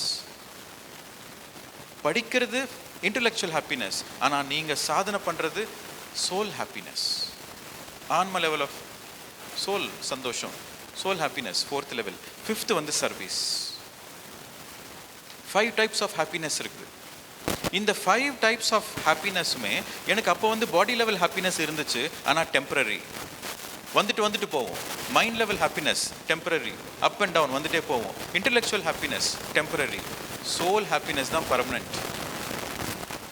அந்த soul happiness நான் தியானத்தில் நான் அடைஞ்சேன். அந்த தியானத்தில் அடைஞ்ச பிறகு தான் இந்த சின்ன வயசுலேருந்து இந்த ஆன்மா இதை தான் தேடி இருக்குதுன்ற விஷயம் புரிஞ்சு. அதுக்கப்புறம் இந்த 2.5 வருஷத்தில் என்னோட ரீசர்ச் மொத்தம் முடிஞ்சு போச்சு. நான் யார், என்ன, எதுக்காக வந்தேன், எங்கிருந்து வந்தேன், எங்கே போகிறேன், இந்த ரீசர்ச் மொத்தமே முடிஞ்சு போச்சு இந்த 2 வருஷத்தில். என்னை பற்றி எனக்கு எல்லாமே தெரியும். மிஷன் கம்ப்ளீட்டட், உலகத்துக்கு வந்த வேலை முடிஞ்சு போச்சு, கிளம்பி போகலாம், ஓகே டன் அப்படின்ற மாதிரி கிளம்பி போகலான்னா, அப்போ அந்த 2.5 வருஷம் நான் எப்படி இருப்பேன்னா, நான் கண்ணை மூடி உக்காந்தானாக்கா எங்கே இருக்கிறேன்னு தெரியாது, ஏதோ ஒரு டைமென்ஷனில் இருப்பேன். 4 மணி நேரம் 5 மணி நேரம் அப்படியே கலந்து போயிடுவேன். 24/7 ஹாப்பினஸில் இருப்பேன் நான். எது நடந்தாலும் சந்தோஷம்தான். யாருன்னா பிறக்கிறாங்க, சந்தோஷம், ஒரு புது சோல் வந்திருக்கு. யாருன்னா பாடி வெக்கேட் பண்ணுறாங்க, சந்தோஷம், அந்த சோல் திருப்பி வீட்டுக்கு போகுது. எல்லாத்துலேயும் ஒரு அர்த்தம், ஒரு பரமார்த்தம் பார்த்துட்டு சந்தோஷமாக வாழ்ந்துட்டு இந்த 2.5 வருஷம். ஆனால் அதுக்கப்புறம் தான் தெரிஞ்சுது நான் ஒரு எக்ஸ்ட்ரீம் ஸ்பிரிச்சுவாலிட்டியில் இருக்கிறேன் அப்படின்ட்டு. Extreme spirituality. ஏன்னா நான் வந்து வெளி உலகத்தோட கான்டாக்ட்லேயே இல்லை. நான் என்னோட உலகம் அவ்வளோதான். 24/7 என்னோட ரூமில் இருப்பேன், தியானம் பண்ணிட்டு இருப்பேன், இல்லை புக்ஸ் படிச்சுட்டு இருப்பேன், இல்லை மியூசிக் கேட்டுட்டு இருப்பேன். ஒரே ஒரு 2 மணி நேரம் வெளியில் போயிட்டு அந்த ஸ்விம்மிங்க்கு போவேன், சோனா, ஸ்டீம், ஜக்குசி அதெல்லாம் எடுத்துகிட்டு திருப்பி வந்துடுவேன். ஒரு நாளைக்கு ஒரு 5 மணி நேரம் வாக்கிங் பண்ணிவிட்டு ஒரு 2-3 ஹவர்ஸ் நேச்சரில் ஸ்பெண்ட் பண்ணிவிட்டு திருப்பி வந்துட்டு திருப்பி தியானம். ஸோ இந்த 2.5 வருஷம் நான் ஒரு எக்ஸ்ட்ரீம் ஸ்பிரிச்சுவாலிட்டியில் இருந்துட்டு, நான் வந்து யாருக்குன்னா போயிட்டு மெடிடேஷன் பண்ணுங்க, நீங்கள் மெடிடேஷன் பண்ணால் நீங்கள் ரொம்ப சந்தோஷமாக இருப்பீங்க, வாழ்க்கையில் ரொம்ப ஹெல்த்தியாக இருப்பீங்க, மெடிடேஷன் பண்ணுங்கன்னு சொன்னால் என் பேச்சை யாரும் கேட்க மாட்டாங்க. இவனே ஒரு பைத்தியம் இவன் சொல்கிறான் அப்படின்ட்டு. ஸோ அப்போ எனக்கு என்ன தெரிஞ்சதுன்னா, நம்ம சொல்கிற பேச்சு இன்னொருத்தருக்கு கேட்கணுன்னாக்கா நம்ம அவங்க லெவலில் இருக்கணும். அவங்க லெவலில் இருந்து சொன்னால் தான் அது கேட்பாங்க. ஸோ சொசைட்டியோட சக்ஸஸ் ஃபார்முலா என்ன? சொசைட்டியோட சக்ஸஸ் ஃபார்முலா வந்து இவன் நல்லா சம்பாதிக்கணும், நல்ல சொத்து சேர்க்கணும், நல்ல பேரு புகழ் வாங்கணும், அப்போது இவன் பெரியவன். ஸோ பணம் சம்பாதிக்கிறது தான் மெயின். இந்த உலகத்துக்கு பணம் சம்பாதிக்கிறது தான் மெயின். பணம் சம்பாதிச்சு அவன் பெரிய ஆளானாக்கா அவன் சொல்கிற பேச்சு எல்லாரும் கேட்பான். ஸோ ஓகே ஃபைன், நான் வேலைக்கு போயிட்டு பணம் சம்பாரித்து அதுக்கப்புறம் நான் தியானத்தை சொல்கிறேன்னு சொல்லிவிட்டு மறுபடியும் நான் ஜாப் அப்ளை பண்ணேன். நான் அப்ளை பண்ண முதல் ஜாபே எனக்கு வந்துச்சு. நான் எதிர்பார்த்ததோட 2 மடங்கு எக்ஸ்ட்ரா சம்பளத்தோடு வந்துச்சு ஆஸ்திரேலியாவில். யோசித்து பாருங்கள், 2.5 வருஷம் ஜாபில் டச்சில் இல்லைன்னா, அதாவது ஐடி ஃபீல்டில், கம்ப்யூட்டர் ஃபீல்டில் 2.5 வருஷம் நீங்கள் டச்சில் இல்லை அப்படின்னாக்கா உங்களுக்கு வந்து அந்த டெக்னாலஜி எல்லாமே பழசாகிட்டு இருக்கும், வேலை கிடைக்கிறது ரொம்ப கஷ்டம். நான் 2.5 வருஷம் மெடிடேஷன் பண்ணி என் மைண்டில் ஒன்றுமே இல்லை, படித்ததெல்லாம் மறந்து போச்சு. ஸோ வேலை பண்ணோன்னா எனக்கு நம்பிக்கையே இல்லை, எனக்கு யார் வேலை கொடுப்பாங்கன்ற நம்பிக்கை கூட எனக்கு இல்லை. ஆனால் என்னோட உள் மனசு எனக்கு வந்து வாய்ஸ் என்னென்னா, நீ வந்து இந்த 2.5 வருஷம் டைம் வேஸ்ட் பண்ணல, இந்த 2.5 வருஷம் வந்து உன்னோட வாழ்க்கையே ரொம்ப ரொம்ப இம்பார்ட்டன்ட் பீரியட். உன்னை பற்றி நீ தெரிஞ்சுக்கிட்ட, உண்மை என்னன்னு தெரிஞ்சுக்கிட்ட. ஸோ நீ ஜஸ்ட்டு வேலை அப்ளை பண்ணு, நீ ஜாப் அப்ளை பண்ணு, உனக்கு தானாக வரும் வேலை அப்படின்னு சொல்லிட்டு ஒரு வாய்ஸ். அந்த நம்பிக்கையில் வேலை அப்ளை பண்ண முதல் ஜாபே இன்டர்வியூவே இல்லாமல் எனக்கு வேலை வந்துடுச்சு. ஆனால் அங்கே போன பிறகு வேலை பண்ணணும் இல்லையா, ப்ரூவ் பண்ணோம் இல்லையா கம்பெனியில். ஜாப் வந்துருச்சு, எப்படி ப்ரூவ் பண்ணுவேன்? படித்தது எதுவுமே ஞாபகம் இல்லை. எனக்கு ஜாப் கிடைச்சதோ சீனியர் பொசிஷன். நான் போய் கம்ப்யூட்டர் முன்னாடி உட்காடுறேன், எனக்கு தெரிஞ்சதெல்லாம் தியானம் மட்டும்தான். கண்ணை மூடி நான் மூச்சை கவனிக்கிறேன், 2 நிமிஷம் ஆட்டோமேட்டிக்காக என்னோடய ஃபிங்கர்ஸ் போகுது, கோடிங் நடக்குது, ஆட்டோமேட்டிக்காக வேலை என் மூலியமாக நடக்குது. அந்த மாதிரி 5 வருஷம் வேலை பண்ணேன் நான்.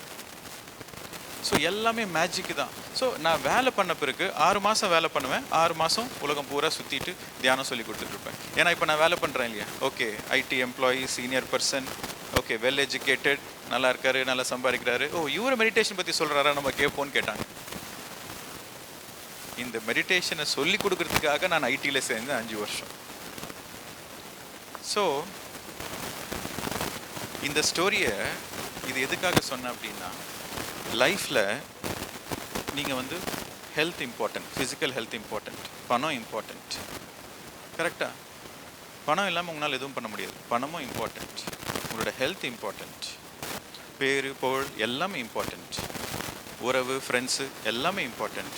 ஆனால் அதுக்கும் மேலே ரொம்ப ரொம்ப இம்பார்ட்டன்ட் என்ன அப்படின்னா, உங்களுக்கு நீங்கள் யாருன்னு தெரியணும், உங்கள் வாழ்க்கை என்னன்னு தெரியணும், எதுக்காக பிறந்திருக்கிறீங்கன்னு தெரியணும், என்ன சாதிக்க பிறந்திருக்கீங்கன்னு தெரியணும். அது தெரிஞ்சு அது வாழணும். இது தெரியாமல் நீங்கள் வாழ்ந்தீங்கன்னாக்கா பாடி வெக்கேட் பண்ணுற டைமில் உங்களுக்கு வந்து ஒரு மரண பயம் வரும். மரண பயம்னு சொல்லுவாங்க. இந்த மரண பயம் எதுக்கு வருதுன்னா, உங்கள் வாழ்க்கையே இன்னானே தெரியாமல் நீங்கள் வாழ்ந்திருக்கீங்க, அதுக்காக தான் அந்த மரண பயம். அதுவே உங்கள் வாழ்க்கை இன்னன்ட்டு நீங்கள் தெரிஞ்சு வாழ்ந்தீங்கன்னாக்கா அந்த மரணம் வரப்போ ஓகே நான் வாழ்ந்தேன், now I am ready to go அப்படின்ட்டு சந்தோஷமாக கண்ண மூடி போயிட்டே இருப்பீங்க. இதுதான் யோகிங்க தியானிங்க பண்ணுறது. அந்த டைம் வந்துச்சுன்னா அந்த யோக நிலையில் கண்ண மூடி உட்காருவாங்க, வந்த வேலை முடிஞ்சு போச்சுன்னு கிளம்பி போயிட்டே இருப்பாங்க. So you become a light to others. So இது எல்லாருக்குமே இது தேவையா? எல்லாருக்குமே இந்த தியானம் தேவையா அப்படின்னா, இந்த தியானம் என்ன கொடுக்கும்னாக்கா ஃபிசிக்கல் லெவலில் ஆரோக்கியத்தை கொடுக்கும். ஓகே, நீங்கள் மெடிடேஷன் பண்ண பண்ண உங்களுக்கு நிறைய எனர்ஜி வரும். அந்த எனர்ஜி வர வர உங்களுக்கு வந்து ஃபிசிக்கலாக இம்யூனிட்டி இன்க்ரீஸ் ஆகும். ஃபிசிக்கல் இல்னஸ்லேருந்து நீங்கள் தூரமாக இருப்பீங்க. Number 1. Number 2, mental clarity, mental piece. Number 3, நீங்கள் ஒரு அர்த்தமுள்ள வாழ்க்கையாக வாழ்வீங்க. ஏதோ பிறந்தோம் ஏதோ வாழ்ந்தோன்ட்டு இல்லாமல் ஒரு அர்த்தமுள்ள வாழ்க்கையாக வாழ்வீங்க. நம்பர் 3. நம்பர் 4, சந்தோஷமான வாழ்க்கையாக வாழ்வீங்க. இதுதான் இம்பார்ட்டண்ட். நம்பர் 5, பிரம்மானந்தத்தில் இருப்பீங்க. இன்னொருத்தருக்கு சேவை பண்ணிட்டு, இன்னொருத்தருக்கு சேவை பண்ணாதான் பிரம்மானந்தம். ஒரு எக்ஸாம்பிள் சொல்கிறேன். ஒரு பிஸ்னஸ், ஏன்னா என்ன மீட் பண்ணுறவங்க, இந்த உலகத்தில் மீட் பண்ணுறவங்க எல்லாருமே முக்காவாசி ஒர்க் ஷாப்ஸ் எல்லாமே வந்து ஒரு இண்டஸ்ட்ரியலிஸ்ட், ஒரு எஜுகேட்டட் பீப்புள், நல்ல பணம் இருக்கிறவங்க தான் வருவாங்க தியானத்துக்குள்ளே. பசி பட்னியோடு இருக்கிறவங்க யாரும் தியானத்துக்கு பண்ண மாட்டாங்க. ஒருத்தன் பசி பட்னியோடு இருந்து நீ தியானம் பண்ணனா அவன் பண்ண மாட்டான். ஆனால் எல்லாமே இருந்து ஏதோ ஒரு தேடல் இருக்குல்ல, அவங்க தான் வருவாங்க தியானத்துக்கு. இல்லை ஏதோ வாழ்க்கையில் கஷ்டத்தில் இருந்து அந்த கஷ்டத்துக்காக வருவாங்க. 80% வந்து ஏதோ ஒரு கஷ்டத்துக்காக வருவாங்க தியானத்தில்.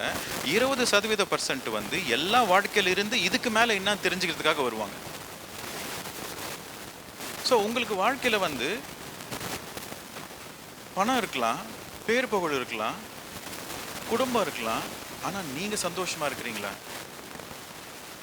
நீங்கள் நிறமாக, அதாவது உங்களோட சந்தோஷம் இன்னொருத்தர்கிட்ட இருக்கா இல்லை உங்ககிட்ட இருக்கா?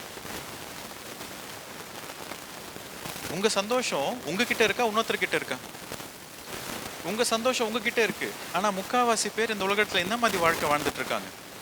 என் புருஷன் நல்லா இருந்தா நான் சந்தோஷம், என் மனைவி சந்தோஷமாக இருந்தால் நான் சந்தோஷம், என் பசங்க நல்லா இருந்தாக்கா நான் சந்தோஷம் அப்படின்ட்டு அவங்க சந்தோஷத்தை இன்னொருத்தர்கிட்ட கொடுத்துட்டு தானே வாழ்ந்துட்டு இருக்காங்க. நான் எனது இப்படி தானே போயிட்டு இருக்கு உலகத்தில். முக்கால்வாசி பேர் நான் எனதுன்ற யோசனை தானே வாழ்ந்துட்டு இருக்காங்க. இந்த நான் எனதுன்ற பாவனை இல்லாதப்பதான் அங்கே பக்தி இருக்குது. அதுதான் பக்தி மார்க்கம். பக்தினா என்னன்னா, நான் இல்லை எனதும் இல்லை, நான் இல்லை எனது இல்லைன்னா அங்கே நீ கடவுள் தான். இது புரிஞ்சுக்கிறது, தியரிட்டிக்கலாக புரிஞ்சுக்கிறது கொஞ்சம் கஷ்டம்தான். ஆனால் இது நீங்கள் தியானம் செஞ்சால் தான் உங்களுக்கு இதோட இது தெரியும். ஸோ ஜென்ரலாக கேட்பாங்க. இப்போ நான் வந்து நிறைய ஸ்கூல்ஸ்க்கு காலேஜஸ் தான் போயிட்டு நான் சொல்லி கொடுத்துட்ருக்கேன். இந்தியாவில் வந்து என்னோட லாஸ்ட் 20 இயர்ஸாக வெளியூரில் தான் என்னோடய வேலை. ஆனால் இந்த லாஸ்ட் 3-4 இயர்ஸாக நான் இந்தியாவில் ஒர்க் பண்ணிகிட்ருக்கேன். ஒரு non profit organisation, breath energy health foundation அப்படின்ற ஒரு ஆர்கனைசேஷன் ஸ்டார்ட் பண்ணி ஒரு வாணியம்பாடியில், வேலூர்கிட்ட அந்த வாணியம்பாடியில் ஒரு 21 ஏக்கரில் ஒரு மௌன தியான ஆசிரமம் நடத்திட்டுருக்கோம். உலகத்தில் இருக்கிற எல்லா மக்களும் வந்து அங்கே தியானம் பண்ணுறாங்க. ஸோ இது இந்தியாவில் ஏன் நான் ஸ்டார்ட் பண்ணேன், இந்த பிரெத் எனர்ஜி ஹெல்த் ஃபவுண்டேஷன் ஏன் ஸ்டார்ட் பண்ணேன்னா, யங்ஸ்டர்ஸ், எஸ்பெஷலி யங்ஸ்டர்ஸ் நிறைய பேர் சூசைட்ஸ் பண்ணிக்கிறாங்க. இந்தியாவில் தான் highest suicides on the planet earth. தெரியுமா உங்களுக்கு அந்த விஷயம்? மரத்தை காப்பாற்றுறீங்க, அது வனம் இந்தியா ஃபவுண்டேஷன். உயிரை காப்பாற்றுறேன், அதுதான் பிரெத் எனர்ஜி ஹெல்த் ஃபவுண்டேஷன். யங்ஸ்டர்ஸோட உயிரை காப்பாற்றணும். ஏன்னா நிறைய பேர் சூசைட்ஸ் பண்ணிக்கிறாங்க. அவங்க வந்து அவங்க மொபைலில் ஸ்பெண்ட் பண்ணுற டைம் தான் அதிகம். அம்மா அப்பாவோட ஸ்பெண்ட் பண்ணுறதோட மொபைலில் ஸ்பெண்ட் பண்ணுற டைம் தான் அதிகம். அவங்களுக்கு எமோஷ்னல் சப்போர்ட் இல்லை. எமோஷ்னல் சப்போர்ட் இல்லாதனால எல்லா விதமான தப்பான வழிக்கும் போகிறாங்க. அவங்களுக்கு நீங்கள் இது பண்ணாத அது பண்ணாதன்னு சொன்னால் அவங்க கேட்க மாட்டாங்க. ஸோ மிகப்பெரிய சேலஞ்ச் இப்போ இருக்கிற இந்தியாவில் மிகப்பெரிய சேலஞ்ச் வந்து the youngsters are misguided. Youngsters are misguided and they are going in to wrong direction. So அதுக்கு ஏதாச்சும் ஒன்று பண்ணணும். அந்த சூசைட்ஸை ஸ்டாப் பண்ணணும். சூசைட்ஸை ஸ்டாப் பண்ணனாக்கா ஒரே வழி அவங்களுக்கு வந்து, ஏன் இப்போது சூசைட் பண்ணிக்கிறவங்களாம் முட்டாளும் கிடையாது. சூசைட் பண்ணிக்கிறவங்களாம் முட்டாளும் கிடையாது. ஹைலி சென்சிட்டிவ் பீப்புள், ரொம்ப sensitive people, highly intelligent people and highly sensitive people. Doctors நிறைய பேர் சூசைட்ஸ் பண்ணிக்கிறாங்க, இன்ஜினியர்ஸ் நிறைய பேர் சூசைட்ஸ் பண்ணிக்கிறாங்க, பிஹெச்டி படித்தவங்க சூசைட் பண்ணியிருக்காங்க. ஸோ ஷோலாப்பூரில் நான் லாஸ்ட்டு ஒரு 10 days பேக் மகாராஷ்டிராவில் இருக்கேன் நான். ஸோ அங்கே ஷோலாப்பூரில் top neurosurgeon, top most neurosurgeon ஷோலாப்பூரில் shot himself. He has taken his gun and he shot himself. Top most neurosurgeon. So நீங்கள் என்ன சாதிச்சிருக்கீங்க, எவ்வளோ பணம் இருக்குது, எவ்வளோ சொத்து இருக்குது, அது டிட்டர்மைன் பண்ணாது. ஒரு செகண்ட் மைண்டு டிஸ்பேலன்ஸ் ஆச்சுனாக்கா then everything is gone, your life is collapsed. So இந்த சூசைட்ஸ் பண்ணிக்கிறவங்க வந்து they are highly intelligent people, they are highly sensitive people. ஆனால் அவங்களுக்கு சரியான வழி தெரியல, வாழ்க்கையோட அர்த்தம் தெரியல, வாழ்க்கை எவ்வளோ புனிதமானதுன்னு தெரியல. இந்த வாழ்க்கை எவ்வளோ புனிதமானது, இந்த பிறவி எவ்வளோ புனிதமானது, அது தெரியாமல் அவங்க வந்து இந்த உலகத்தில் வாழ்கிறது வேஸ்ட் அப்படின்னு நினச்சி சூசைட் பண்ணிக்கிறாங்க. முட்டாளுங்க சந்தோஷமாக வாழ்ந்துட்டு இருக்காங்க. நான் பிடிச்ச முயலுக்கு 3 கால் அப்படின்னு வாழ்ந்துட்டு இருக்காங்க முட்டாளுங்க. ஆனால் சென்சிட்டிவான இருக்கிற ஆளுங்க சூசைட் பண்ணிக்கிறாங்க. ஸோ நான் பிறந்த நாட்டுக்கு ஏதாச்சும் ஒன்று பண்ணணும் அப்படின்னு சொல்லிட்டு மறுபடியும் வந்து இந்த பிரெத் எனர்ஜி ஹெல்த் ஃபவுண்டேஷன் மூலிமா எல்லா ஸ்கூல்ஸுக்கும் காலேஜஸ்க்கும் யங்ஸ்டர்ஸ்க்கும் யங் ஒர்க்கிங் ப்ரொஃபஷனலுக்கு இந்த மெடிடேஷன் போய் சேரணும் அப்படின்னு சொல்லிட்டு போய் சேர்ந்துட்ருக்கோம். ஏன்னா இங்கே வந்து மெடிடேஷன்னாக்கா நிறைய பேருக்கு வந்து ஒரு ராங்கான அண்டர்ஸ்டாண்டிங் இருக்குது. மெடிடேஷன்னா 60 வயசுக்கு மேலே தான் பண்ணணும், எல்லாம் வாழ்க்கையெல்லாம் முடிச்ச பிறகு பண்ண வேண்டியது தான் தியானம், சின்ன பசங்களுக்கு தேவையில்லை அப்படின்ற ஒரு தப்பான புரிதல் இருக்குது. ரெண்டாவது, இது மதத்தை சம்மந்தப்பட்டது. இந்த மெடிடேஷன்னா அது ஹிந்து சம்மந்தப்பட்டது, ஹிந்து மதத்துக்கு சம்மந்தப்பட்டது. ஸோ ஸ்கூல்ஸில் வந்து கிறிஸ்டியன் டீச்சர்ஸ் இருப்பாங்க, முஸ்லீம் டீச்சர்ஸ் இருப்பாங்க, கிறிஸ்டியன் ஸ்டூடெண்ட்ஸ் இருப்பாங்க. ஸோ நிறைய பேர் ஸ்கூலில் வந்து டீச் பண்ணுறதுக்கு நிறைய பேர் முன்ன வர மாட்டேன்றாங்க. ஆனால் தியானம்னாக்கா just close your eyes, observe the breath, அவ்வளோதான். கண்ணை மூடி உங்கள் மூச்சை கவனிக்கிறது தான். இது ராஜயோகம்னு சொல்லுவாங்க. இந்த ராஜயோகத்தில் 2 ஸ்டெப்பு. முதல் ஸ்டெப்பு சுகாசன், நல்லா சுகமாக உட்காந்துக்கணும். ரெண்டாவது சுகப்பிராணாயம், உங்களோட இயற்கையான மூச்சை கவனிக்கணும். உங்களோட இயற்கையான மூச்சை கவனித்தா ஆட்டோமேட்டிக்காக உங்களோட வாழ்க்கையோட அர்த்தம் என்னன்னு தெரியும். ஒன்று யோசித்து பாருங்கள், இந்த உலகத்தில் நீங்கள் பிறக்கிறப்போ முதல் மூச்சு வாங்குறீங்களா? ஒரு குழந்தை பிறந்து முதல் தடவை மூச்சு வாங்கினாக்கா என்ன சொல்கிறோம்? குழந்தை பிறந்திருக்கு. அதே கடைசி மூச்சு விட்டுட்டா போயிடுச்சு. ஸோ இந்த வாழ்க்கை வந்து முதல் மூச்சுலேருந்து கடைசி மூச்சு வரைக்கும் தான். இந்த வாழ்க்கையை பற்றி நீங்கள் தெரிஞ்சுக்கணும்னா அந்த மூச்சை பிடிச்சிக்கணும். அந்த மூச்சை பிடிச்சிக்கிட்டிங்கன்னா உங்களுக்கு வாழ்க்கை என்னன்னு தெரிஞ்சிடும். உங்களுக்கு மூச்சு இருக்கிற வரைக்கும் தான் பேர். இப்போ எனக்கு கூப்பிட்ருக்காங்க பிரதீப் விஜய் சீஃப் கெஸ்ட் அப்படின்னு என்னை பேர் வச்சு கூப்பிட்ருக்காங்க. அதே எனக்கு மூச்சு இல்லைன்னா என்ன கூப்பிடுவாங்க? காப்ஸ். மூச்சு நின்று போச்சுன்னா உங்களை பேர் வச்சு கூட யாரும் கூப்பிட மாட்டாங்க. ஸோ மூச்சு இருக்கிற வரைக்கும் தான் உங்களுக்கு பேர். அதாவது உங்களை பற்றி நீங்கள் தெரிஞ்சுக்கணுன்னா அந்த மூச்சை பிடிச்சாதான் உங்களுக்கு நீங்கள் யாருன்னு தெரியும். ஸோ பசங்களுக்கு, யங்ஸ்டர்ஸுக்கு எல்லோரும் அந்த சயின்ஸ் ஆஃப் மெடிடேஷன் புக்ஸை டிஸ்ட்ரிபியூட் பண்ணிட்டீங்களா? கொடுங்க, தயவு செஞ்சு. ஸோ வெரி சிம்பிளிஃபைட் லாங்குவேஜில் ரொம்ப பேசிக்காக சயின்டிஃபிக்காக இந்த மெடிடேஷனை எல்லா ஸ்கூல்ஸ்க்கும் கொண்டு போய் கொடுத்துருக்கோம். ஓகே, இதனால என்ன நடக்குது அப்படின்னா ஸ்டூடெண்ட்ஸ்க்கு வந்து ஒரு எமோஷனல் சப்போர்ட் நடக்குது. ஸ்டூடெண்ட்ஸ்க்கு ஒரு psychological support, emotional support and ஒரு அர்த்தமுள்ள வாழ்க்கை, ஒரு கிளாரிட்டியோட வாழ்க்கை வாழ்கிறாங்க. கிளாரிட்டின்றது ரொம்ப ரொம்ப இம்பார்ட்டண்ட். முக்கால்வாசி பேர் வாழ்க்கையில் எதுக்கு கஷ்டப்பட்டுட்டு இருக்காங்க அப்படின்னா கிளாரிட்டி இல்லை. வாழ்க்கையில் கிளாரிட்டி இல்லை, ப்ரையாரிட்டி இல்லை. கிளாரிட்டியும் ப்ரையாரிட்டியும் சரியில்லைனாக்கா உங்கள் வாழ்க்கையில் நிம்மதி இல்லை. சந்தோஷம் வேற, நிம்மதி வேற. வாழ்க்கையில் கிளாரிட்டி ப்ரையாரிட்டி இல்லைனாக்கா சந்தோஷம் நிம்மதி இருக்காது உங்களுக்கு. ஸோ பசங்களுக்கு சின்ன வயசுலேருந்தே அவங்களுக்கு இந்த மூச்சு பயிற்சி, இந்த தியான பயிற்சி அவங்களுக்கு சொல்லிக் கொடுக்குறப்போ ஒவ்வொரு மாணவனுமே ஒரு மிக குறைந்த ஒரு மனிதனாக வாழ்ந்துட்டு இருப்பான். Everybody is born great. எந்த குழந்தையுமே, இப்போ குழந்தைலாம் கடவுளோட சமானம்னு சொல்லுவோம், கரெக்டா? பிறந்த குழந்தைங்க எல்லாமே கடவுளோட சமானம். ஆனால் 6 வயசுக்கு ஆன பிறகு மைண்ட் டெவலப் ஆகுது. ஏன்னா நம்ம சுற்றி இருக்கிற சூழல், அந்த எக்ஸ்பீரியன்ஸஸை வந்து மைண்டாக மாறுது. அந்த மைண்ட் இல்லாத வரைக்கும் குழந்தை கடவுள். அந்த மைண்டு வர வர ஸ்லோவாக அந்த மைண்டு வர வர அந்த இன்னோசன்ஸை இழக்குது அந்த குழந்தை. அந்த பியூரிட்டி, அந்த இன்னோசென்ஸ், அந்த ஆத்தென்டிசிட்டி, அந்த இன்டிகிரிட்டி இழக்குது அந்த குழந்தை.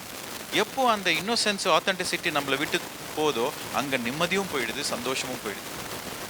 இந்த தியான பயிற்சியில் என்ன நடக்குதுன்னா, யார் அகெயின் நம்மளோட ஓன் இன்னோசென்ஸ், நம்மளோட ஓன் தட் ஞானம் இல்லை, குழந்தைக்கு ஞானம் தேவையில்லை. விட்னஸிங், அவேர்னஸ், விழிப்புணர்ச்சி தான் ரொம்ப ரொம்ப இம்பார்ட்டன்ட். அவேர்னஸ் அப்படின்னு சொல்லுவாங்க. So when you have awareness in your life, naturally your life becomes a meaningful life. So இந்த மெடிடேஷன் மூலியமா 2 விஷயம். ஒன்று எனர்ஜி, 2வது அவேர்னஸ். எங்கே நம்மளுக்கு எனர்ஜி இருக்கோ அங்கே நம்ம டயர்டாக மாட்டோம், அங்கே நம்மளுக்கு ஸ்ட்ரெஸ் இருக்காது. நிறைய பேர் கேட்பாங்க, சார் நான் நிறைய ஸ்ட்ரெஸ் ஆகிட்டு இருக்கேன் சார் என் லைஃப்பில், என்ன பண்ணுறது? ஸ்ட்ரெஸ்ன்றது எதுக்கு வருதுன்னு யாருக்குன்னா தெரியுமா? யாருன்னா சொல்லுங்கள், ஸ்ட்ரெஸ் எதுக்கு வருதுன்ட்டு. இன்னைக்கு கன்க்ளூடிங் டாபிக், இப்போ கொஞ்ச நேரத்தில் கன்க்ளூட் பண்ண போகிறோம். மெடிடேஷனில் கன்க்ளூட் பண்ணலாம். பட் ஸ்ட்ரெஸ்ன்றது எதுக்கு வருது சொல்லுங்கள், எனிபடி? ஃபியூச்சர் பயம் வந்து uncertainty, that is fear. But I am speaking about stress. எதிர்பார்த்த அளவுக்கு நடக்கலன்னா ஏமாற்றம், மன அழுத்தம் கிடையாது. ஸ்ட்ரெஸ்ன்றது மன அழுத்தம். எதிர்பார்த்தது நடக்கலன்னா அது ஏமாற்றம்.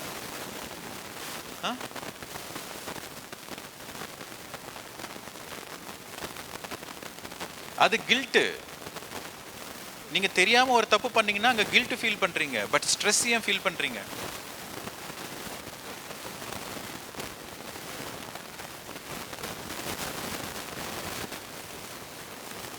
when you think too much, நீங்க வாழ்க்கையில மறுபடியும் நீங்க திங்க் பண்ணிட்டே இருந்தீங்கன்னா என்ன ஆகும்? ஒரு சின்ன ஸ்டாட்டிஸ்டிக்ஸ் சொல்றேன். ஒரு மனுஷன் ஒரு நாளைக்கு சுமாரா மோர் தென் 6000 தாட்ஸ் போயிட்டு இருக்கும். 24 மணி நேரத்தில் ஒரு மனுஷனுக்கு 6000க்கு மேலே சிந்தனைங்க போயிட்டு இருக்குது. 6000க்கு மேலே சிந்தனைங்க. இதில் 90% ஆஃப் த தாட்ஸ், 90% யோசனைங்க வந்து ரிப்பிட்டிவ். 90% ரிப்பிட்டிவ் தாட்ஸ். ரிப்பிட்டிவ்னா யோசிச்சுதே மறுபடியும் யோசிச்சுட்டு இருப்பாங்க. இதில் தாட்ஸ்ன்றது ஒன்று பாஸ்ட்டை பற்றி இருக்கும், இன்னொன்று ஃப்யூச்சரை பற்றி இருக்கும். கடந்து போனதை பற்றி யோசிச்சுட்டு இருப்பீங்க, இல்லை நடக்க போகிறத பற்றி யோசிச்சுட்டு இருப்பீங்க. ஆனால் இந்த நொடியில் நீங்கள் வாழ்க்கை வாழ்கிறதில்ல. வாழ்க்கை எங்கே இருக்குதுன்னா இந்த நொடியில் இருக்குது. உங்களோட வாழ்க்கை இந்த நொடியில் இருக்குது. ஆனால் இந்த நொடியில் நீங்கள் வாழாமல் உங்களோட மனசு பின்னாடி இருக்குது, உங்களோட மனசு முன்னாடி இருக்குன்னா அங்கே ஸ்ட்ரெஸ் தான் இருக்குது. ஏன்னா ஒவ்வொரு வாட்டியும் நீங்கள் சிந்திக்கிறப்போ, யோசிக்கிறப்போ, அதாவது ரிப்பிட்டிவ் தாட்ஸ். அர்த்தமுள்ள தாட்ஸ்க்கு எனர்ஜி வரும், ஆனால் நெகட்டிவ் தாட்ஸ்க்கு, ரிப்பிட்டிவ் தாட்ஸ்க்கு, அதாவது தேவை இல்லாமல் நீங்கள் யோசிக்கிறப்போ எனர்ஜி வேஸ்ட் ஆகுது. எனர்ஜி வேஸ்ட் ஆகிறப்போ உங்களுக்கு அங்கே ஸ்ட்ரெஸ் வருது. You have too many things to do in too little time and you have very little energy. That is the formula for the stress. செய்ய வேண்டியது நிறைய இருக்குது, டைம் கொஞ்சமாக இருக்குது, ஆனால் எனர்ஜியும் கம்மியாக இருக்குது, அங்கே ஸ்ட்ரெஸ் தான் இருக்கும். Think about it. யோசித்து பாருங்கள். செய்ய வேண்டியது நிறைய இருக்குது, டைம் கொஞ்சமாக இருக்குது, ஆனால் எனர்ஜியும் இல்லை, அங்கே உங்களுக்கு ஸ்ட்ரெஸ். இதே வேற மாதிரி யோசித்து பாருங்கள். செய்ய வேண்டியது நிறைய இருக்குது, டைமும் கொஞ்சமாக இருக்குது, ஆனால் உங்களுக்குள்ளே ஃபுல்லாக எனர்ஜி இருக்குது. அப்போ ஸ்ட்ரெஸ் ஃபீல் ஆவீங்களா? உங்களுக்குள்ளே எனர்ஜி இருந்தால் நீங்கள் ஸ்ட்ரெஸ்ஸே ஃபீல் பண்ண மாட்டீங்க. இன்ன வேலைனா இருக்கட்டும், இன்ன சேலஞ்சுனா இருக்கட்டும், இன்ன கஷ்டம்னா இருக்கட்டும், பார்த்துக்கலாம், சந்திச்சுக்கலாம் என்ற ஒரு தைரியம் இருக்கும். அந்த எனர்ஜி இல்லாதப்போ உங்களுக்கு ஸ்ட்ரெஸ் வருது. ஸோ எனர்ஜி தான். செய்ய வேண்டிய வேலையில் காம்ப்ரமைஸ் பண்ண முடியாது. வீட்டில் செய்ய வேண்டிய வேலை செஞ்சு தான் ஆகணும், வேலைக்கு போய் செய்ய வேண்டிய வேலை செஞ்சு தான் ஆகணும், அங்கே காம்ப்ரமைஸே கிடையாது. டைம் எல்லாருக்கும் 24 மணி நேரம் தான். அதையும் காம்ப்ரமைஸ் பண்ண முடியாது. ஸோ செய்ய வேண்டிய வேலையில் காம்ப்ரமைஸ் கிடையாது, டைமில் எதுவும் பண்ண முடியாது. ஆனால் நம்ம கையில் இருக்கிறது ஒன்றே ஒன்று, நம்மளோட எனர்ஜியை இன்க்ரீஸ் பண்ணிக்கலாம். எனர்ஜியை இன்க்ரீஸ் பண்ண என்ன ஆகும்னா, then you will be the best of who you are. நீங்கள் என்ன செய்யணும்னு நினைக்கிறீங்களோ அது கட்டாயம் செய்வீங்க. ஸ்ட்ரெஸ் இல்லாமல் சந்தோஷமாக நிம்மதியாக செய்வீங்க. ஸோ இந்த தியானத்து மூலியமாக ப்ரைமரியாக உங்களுக்கு முதல்ல என்ன கிடைக்குதுன்னா எனர்ஜி கிடைக்குது. ஸோ எனர்ஜின்றது நான் வந்து இந்த ஃபிசிக்கல் எனர்ஜி பற்றி சொல்லலை, பிராணசக்தியை பற்றி பேசிகிட்டு இருக்கேன். Cosmic energy. நீங்கள் தூங்குறப்போ படுக்கிறப்போ நைட் ரொம்ப டயர்டாக படுப்பீங்க, மறுநாள் காலையில் ஃப்ரெஷ்ஷாக எழுந்திருப்பீங்க. கரெக்டாக? என்ன நடக்குது? நடுப்புற வந்து உங்களோட எனர்ஜி பாடி ரீசார்ஜ் ஆகுது. ஃபிசிக்கல் பாடிக்கு ரெஸ்ட் கொடுத்தா எனர்ஜி பாடி ரீசார்ஜ் ஆகும். மெடிடேஷனில் என்ன பண்ணுறோன்னா ஃபஸ்ட்டு ஸ்டெப், 3 ஸ்டெப் இருக்குது மெடிடேஷனில். இன்ட்ரெஸ்டடாக உங்களுக்கு தெரிஞ்சுக்கிறதுக்கு எத்தனை பேருக்கு இன்ட்ரெஸ்ட் இருக்குது? எல்லாருக்குமே இருக்கா? ஓகே, சந்தோஷமான விஷயம். முதல் step, there are 3 steps in meditation. முதல் ஸ்டெப்பு பாடியை சுகமாக ஸ்திரமாக வச்சுக்கணும். முதல் ஸ்டெப்பு கையும் கோத்துக்கணும். ஓகே, கையும் கோத்துக்கணும். காலை கிராஸ் பண்ணிக்கணும். உங்களோட உங்கள் கால்கள் கிராஸ் பண்ணிக்கணும். கையை கட்டி போடணும், காலை கட்டி போடணும், அவ்வளோதான்.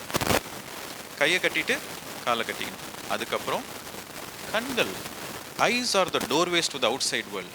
உங்கள் கண்கள் வந்து வெளி உலகத்துக்கான ஒரு கதவுகள், doorways to the outside world. So கண்ணை மூடிக்கிட்டா you are in the inside world. So நீங்கள் வந்து வாழ்க்கையை பற்றி புரிஞ்சுக்கணுன்னா வெளியில் தேடக்கூடாது, உள்ளே தான் தேடணும். ஸோ நீங்கள் கண்ணை மூடுறப்போ உங்களோட எனர்ஜி உள்பக்கமாக போகுது, உங்களோட அட்டென்ஷன், உங்களோட கவனம் உள்பக்கமாக செலுத்துது. ஸோ ஃபஸ்ட்டு ஸ்டெப்பு கையும் கோத்துக்கிட்டு காலை கிராஸ் பண்ணிக்கிட்டு கண்ணை மூடிக்கணும். அது முதல் ஸ்டெப்பு. ரெண்டாவது ஸ்டெப்பு உங்களோட மூச்சு. அந்த குழந்தைங்கள தயவு செஞ்சு கொஞ்சம் அவங்க அப்பா அம்மா வெளியே கூப்பிட்டு போகிறீங்களா? அந்த குழந்தைங்களை டிஸ்டர்ப் பண்ண வேண்டாம், அவங்கள வெளியே கூப்பிட்டு போயிடுங்க. ஏன்னா குழந்தைங்க வெளியில் ஆடிக்கணும். இங்கே தியானம் பண்ணுறப்போ அவங்கள நம்ம டிஸ்டர்ப் பண்ணக்கூடாது. குழந்தைகள் அப்படியே பார்க்கில் விளையாட வைங்க பேரண்ட்ஸ் ப்ளீஸ். ஓகே, ஸோ முதல் ஸ்டெப்பு வந்து போஸ்டர். ரெண்டாவது ஸ்டெப்பு வந்து மூச்சு தானாக நடக்குது. நான் பேசிகிட்டு இருக்கிறேன், ஆனால் மூச்சு வாங்கிட்டு இருக்கேன்னா மூச்சு தானாக நடக்குதா? நீங்கள்லாம் கேட்டுட்ருக்கீங்க, மூச்சு தானாக நடக்குதா? அந்த இயற்கையான மூச்சு மேலே, தானாக நடக்கிற அந்த இயற்கையான மூச்சு மேலே உங்களோட முழு கவனத்தை செலுத்தணும். 100% அவேர்னஸ். இதுதான் கடைசி மூச்சு. அடுத்த மூச்சு நின்று போகுது அப்படின்னா நீங்கள் எவ்வளோ அவேர்னஸ் இருப்பீங்க, எவ்வளோ கவனத்தில் இருப்பீங்க? இதுதான் கடைசி மூச்சு, அடுத்த மூச்சு நின்று போகுதுன்னா எதனா யோசிப்பீங்களா? நீங்கள் முழு கவனம் அந்த மூச்சு மேலே தானே இருக்கும். அந்த கவனத்தை ஒவ்வொரு மூச்சிலையும் கொண்டு வாங்க.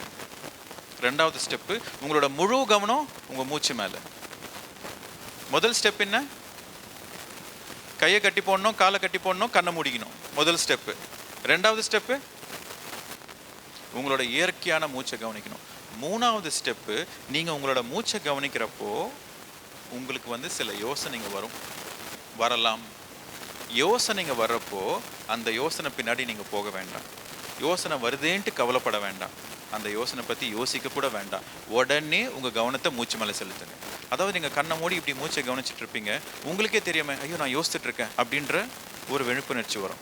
அந்த நொடியில் நீங்கள் உடனே உங்களோட கவனத்தை மறுபடியும் மூச்சு மேலே செலுத்துங்க. உங்களோட மூணாவது ஸ்டெப்பு வந்து யோசனையை கட் பண்ணிவிட்டு மறுபடியும் உங்களோட கவனத்தை மூச்சு மேலே செலுத்தணும். எந்த யோசனை வந்தாலுமே, சில வாட்டி வந்து ஃப்யூச்சர் பிளானிங் வரும், பிரம்மாண்டமான யோசனை வரும். பிரம்மாண்டமான யோசனை வந்தால் கூட இது தியானம் பண்ணுற நேரம், தியானத்துக்கு அப்புறம் அந்த யோசனை வரட்டும், ஆனால் இப்போது எந்த யோசனையும் வேண்டாம் அப்படின்ட்டு கட் பண்ணிவிட்டு மறுபடியும் மூச்சு மேலே கவனத்தை செலுத்தணும். மூணு ஸ்டெப், சிம்பிள் ஸ்டெப். ஒரு 10 நிமிஷம் பண்ணலாமா? இந்த 10 நிமிஷத்தில் டைம் இருக்கா சார்? Okay, fine. இந்த 10 நிமிஷத்தில் என்ன அளவுக்கு எனர்ஜி இன்க்ரீஸ் ஆகுது அப்படின்னு நம்ம பார்க்கலாம். அதுதான் ஒரு எக்ஸ்பெரிமெண்ட். ஓகே, இப்போ நீங்கள் எந்த நிலையில் இருக்கிறீங்கன்னு பார்த்துக்கோங்க. 10 நிமிஷத்துக்கு அப்புறம் இதை விட ஃப்ரெஷ்ஷாக இருக்கிறீங்களா இல்லையான்ட்டு நம்ம பார்க்க போகிறோம். ஓகே, ஸோ நல்லா சுகமாக உட்காந்துக்கோங்க. கண்ணாடி கட்டிடுங்க. Gently remove your specs. கண்ணாடி கட்டிடுங்க. கையும் கோத்துக்கோங்க. ஏன்னா கண்ணை மூடுறப்போ உங்களுக்கு கண்ணாடி தேவையில்லை. அதுவும் இல்லாமல் தியானத்தை வந்து முடிக்கிற டைமில் அந்த லாஸ்ட்டாக வந்து உடனே கண்ணு திறக்கக்கூடாது. தியானம் முடிக்கிறப்போ உடனே கண்ணு திறக்கக்கூடாது. உடனே கண்ணு திறந்தால் எனர்ஜி நிறைய வேஸ்ட் ஆகிடும். உடனே கண்ணு திறக்காமல் இந்த கை எடுத்து இந்த கண்ணு மேலே ஒரு 10 செகண்ட் வைக்கணும். அதாவது இந்த விரல்கள், கை விரல்கள் உங்கள் கண்ணு மேலே படணும். ஏன்னா இந்த போஸ்டரில் நீங்கள் தியானம் பண்ணுறப்போ உங்கள் விரல்களில் நிறைய எனர்ஜி வந்து சேரும். அது ரொம்ப ப்ரெஷியஸ் எனர்ஜி. அந்த எனர்ஜி மறுபடியும் உங்களோட சரீரத்துக்கு உங்கள் கண் வழியாக போகும். சரியா? இப்படி தான் தியானத்தை முடிக்கணும். ஓகே, ஸ்டார்ட் பண்ணலாம். ஒரு 10 நிமிஷம் தான்.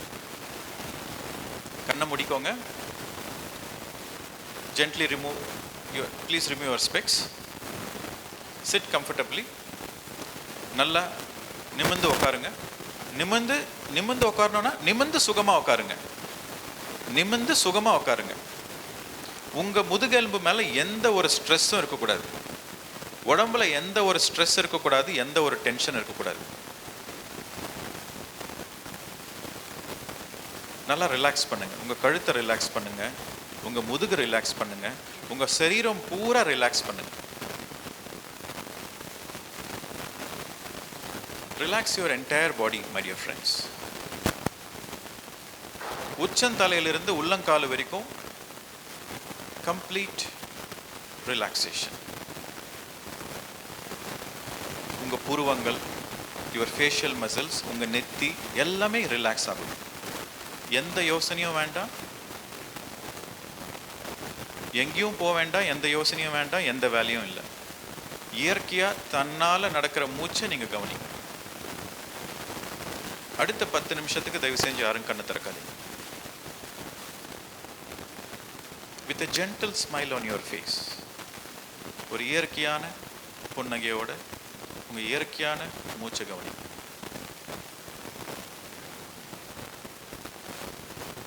உங்களோட மூச்சு, உங்கள் மூச்சு இருக்கிற வரைக்கும் தான் உங்களுக்கு உயிர். அந்த மூச்சோட நீங்கள் சேர்ந்து இருங்க.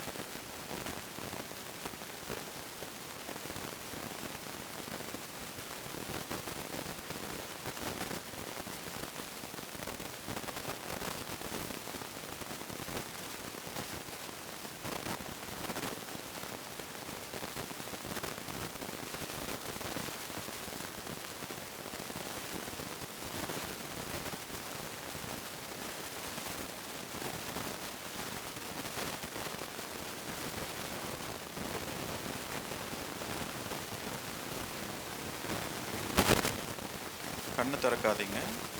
எக்காரணத்தை கொண்டும் கண்ணை திறக்காதீங்க. ஒரே ஒரு 10 நிமிஷம்.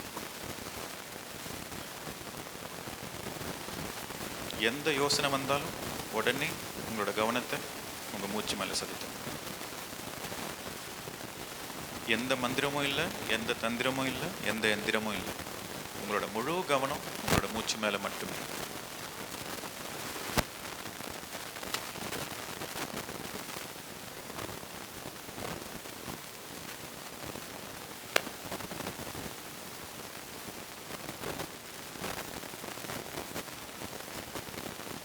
உங்கள் உடம்பை எவ்வளோ ரிலாக்ஸ்டாக வச்சுக்கிறீங்களோ அவ்வளோ ஆழ்ந்த தியான நிலைக்கு போவீங்க.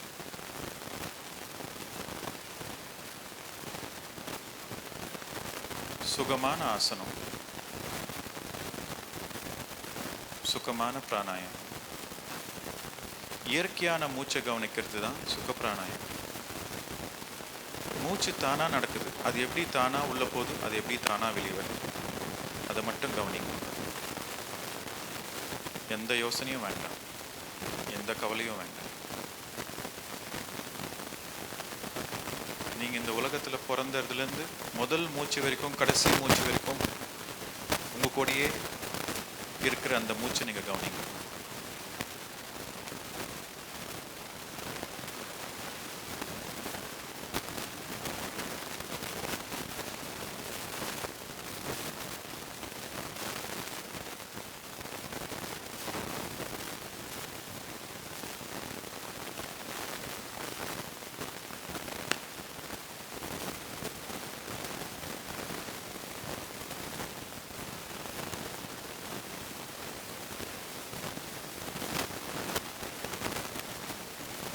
Nowhere to go, nothing to do.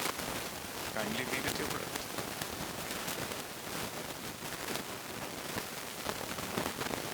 Become totally one with your breath, my dear friends.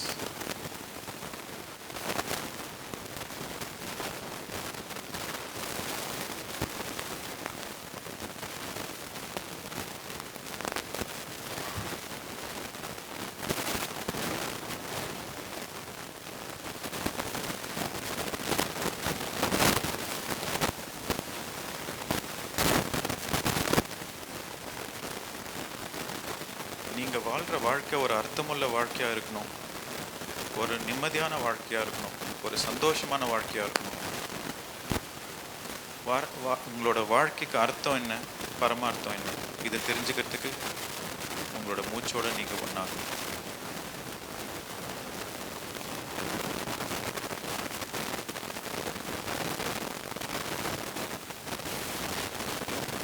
இது சம்ஸ்கிருதத்தில் ராஜயோகம்னு சொல்லுவாங்க. சுகாசனத்தில் சுகப்பிராயமில் இருக்கிறது தான் ராஜயோகம். இதை கௌதம புத்தர் ஆனாபானசத்தின்னு சொல்லியிருக்காரு. நம்மளோட எல்லா முன்னோர்கள், ரிஷிகள், யோகிகள், ஞானிகள் செய்த ஒரு பயிற்சி.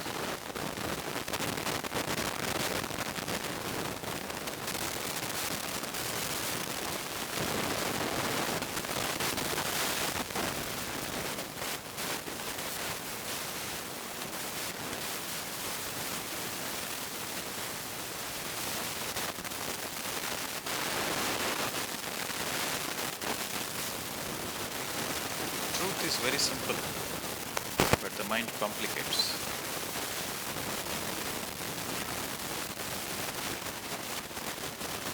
Mind is nothing but the bundle of thoughts.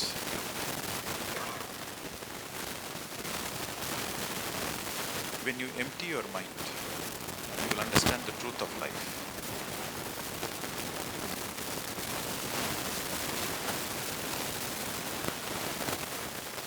உங்களோட மனதை அமைதிப்படுத்தினா உங்களோட வாழ்க்கையோட அர்த்தம் உங்களுக்கு புரியும். உங்களோட உள் மனசு உங்களுக்கு வாழ்க்கைனா என்னன்னு சொல்லிக் கொடுக்கும்.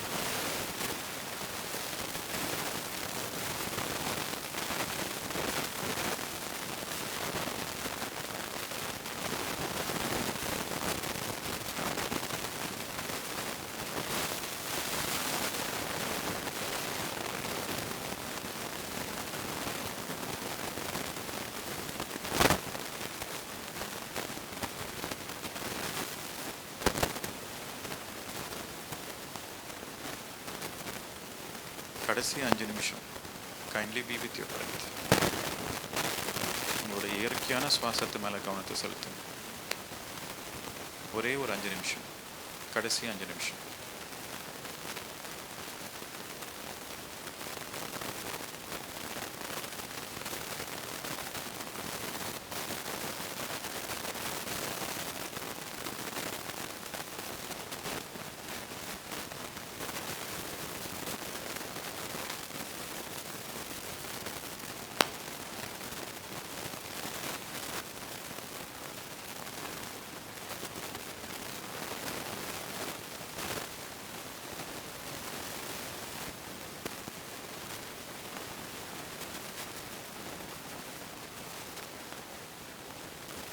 எந்த யோசனை வந்தாலுமே உடனே உங்களோட கவனத்தை மூச்சு மேலே செலுத்துங்க.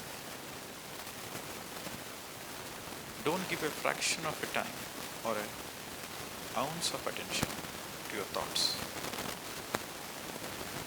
Come back to your breath. Again and again, come back to your breath. மறுபடியும் உங்களோட கவனத்தை மூச்சு மேலே செலுத்துங்க. Final 5 minutes, கடைசி 5 நிமிஷம்.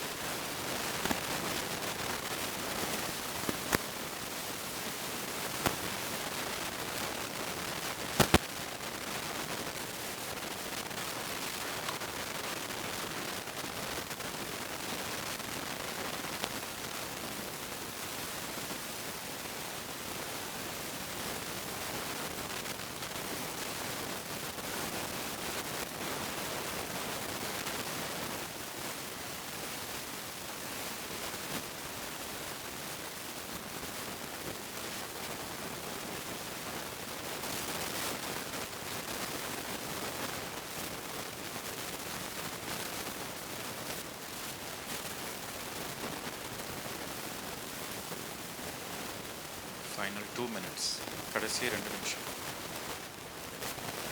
உங்களோட முழு கவனம் உங்களோட மூச்சு மேலே மட்டுமே இருக்கு.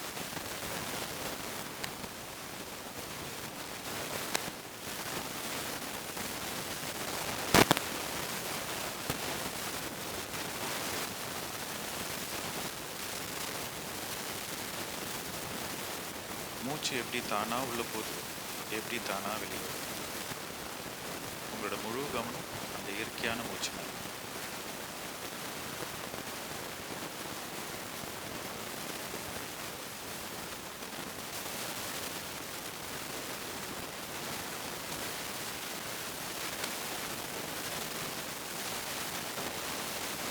சுகமான ஆசனம், சுகமான மூச்சு, இதுதான் ராஜயோகம், தியான யோகம்.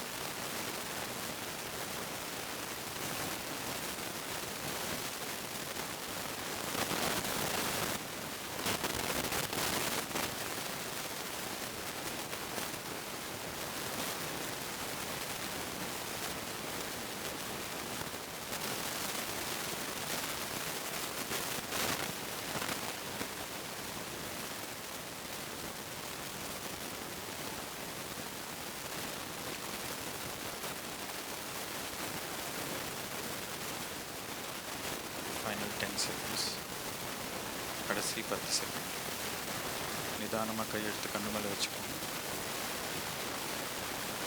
டோன்ட் ரப் யுவர் ஹேண்ட்ஸ், கையை தேய்க்க வேண்டாம். நிதானமாக கையெடுத்து கண்ணு மேலே வச்சுக்கோங்க. Your fingers should touch your eyes. உங்கள் கை விரல்கள் உங்கள் கண்ணு மேலே படும். 5 5 4 3 2 1 0. நிதானமாக கையெடுத்துட்டு கண்ணை தருங்க.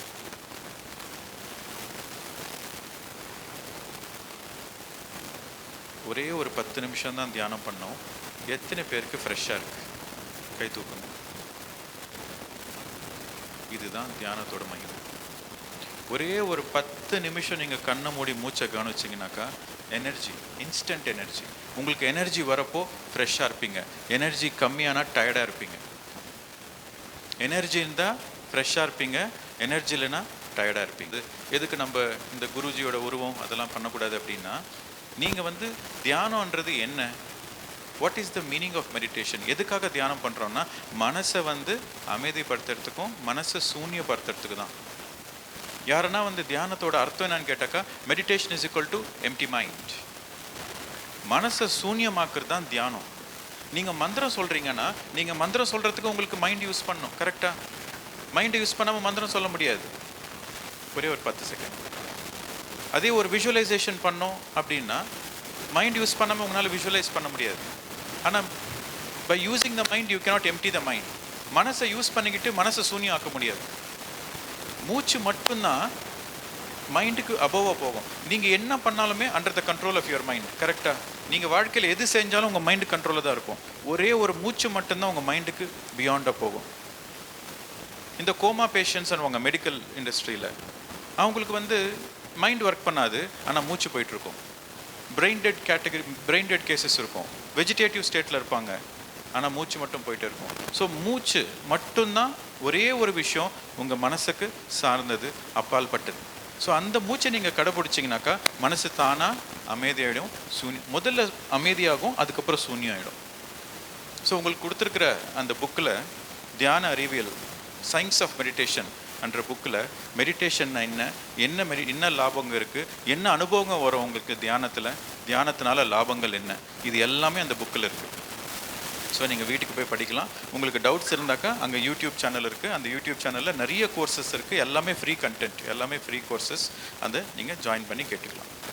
ஓகே, இந்த வாய்ப்புக்கு ரொம்ப நன்றி. வனம் இந்தியா ஃபவுண்டேஷனுக்கு ரொம்ப ரொம்ப நன்றி.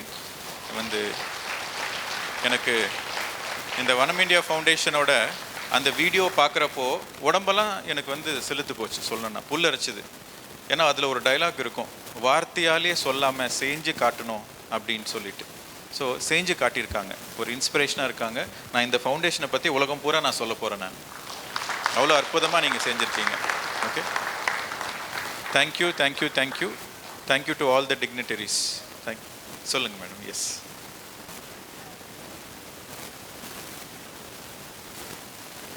எதுங்க? ஈஷா யோகம். நான் மற்றவங்க மேலே நான் கமெண்ட் பண்ண மாட்டேன். ஒருத்தருமே ஒரு நல்ல எண்ணத்தில் தான் அது ஒன்று பண்ணிட்டு இருப்பாங்க. ஒவ்வொரு டெக்னிக்குமே ஒவ்வொரு பயிற்சிக்குமே சில லாபங்கள் இருக்கும். ஆனால் உங்களை பற்றியான வாழ்க்கையோட செல்ஃப் ரியலைசேஷன், நீங்கள் யார், என்ன, ஏது என்ற அந்த முக்தி மோட்சம்ன்றது மூச்சினால் மட்டும்தான் முடியும். அது இயற்கையான மூச்சினால் மட்டும்தான் அது முடியும். அது என்னோட அனுபவம். ஏன்னா நான் அதுக்கு முன்னாடி பல விதமான தியானம் பண்ணியிருக்கேன். ஓகே, மந்த்ரா மெடிடேஷன் பண்ணியிருக்கேன், டிரான்சென்டென்டல் மெடிடேஷன் பண்ணியிருக்கேன், நிறைய யோகா பயிற்சி பண்ணியிருக்கேன்.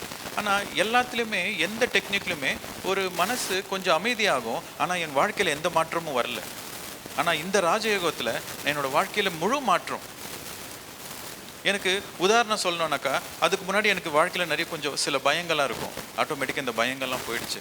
அதுக்கு முன்னாடி நான் மாம்சம் சாப்பிட்டுட்டு இருப்பேன். ஐம் நான் வெஜிடேரியன். ஆனால் இந்த தியானம் பண்ண ஒரே வாரத்தில் என்னோட உயிரும் அந்த மிருகத்தில் இருக்கிற உயிரும் அந்த செடியில் இருக்கிற உயிரும் அந்த பறவையில் இருக்கிற உயிரும் ஒன்று தான் தெரிஞ்சு போயிட்டு இயற்கையாகவே நான் வெஜிடேரியன் ஆகிட்டேன். ஒரு மிகப்பெரிய மாற்றம். ஒரே ஒரு வாரம் தியானம் பண்ணுறதுக்குள்ள என்னோட உடம்புல இருக்கிற உயிரும் அந்த மிருகத்தில் இருக்கிற உயிரும் ஒன்று தான் அப்படின்னு தெரிஞ்சு போச்சு எனக்கு. மாற்றம். உடனே வெஜிடேரியன். என்னோட சிந்தனை, என்னோட சொல், என்னோட செயல் எல்லாத்துலேயும் ஒரு மாற்றம். எப்போ அந்த மாற்றம் வருதோ அங்கே தானே யோகம் இருக்கு.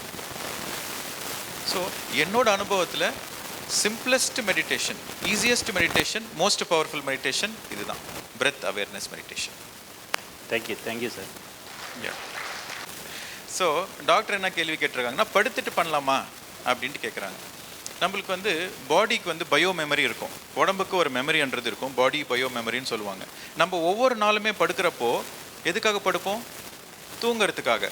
ஸோ இந்த பாடி மெமரி என்ன பண்ணோன்னா, நாங்கள் படுக்கிறப்போ தானாக தூக்கம் வரும்.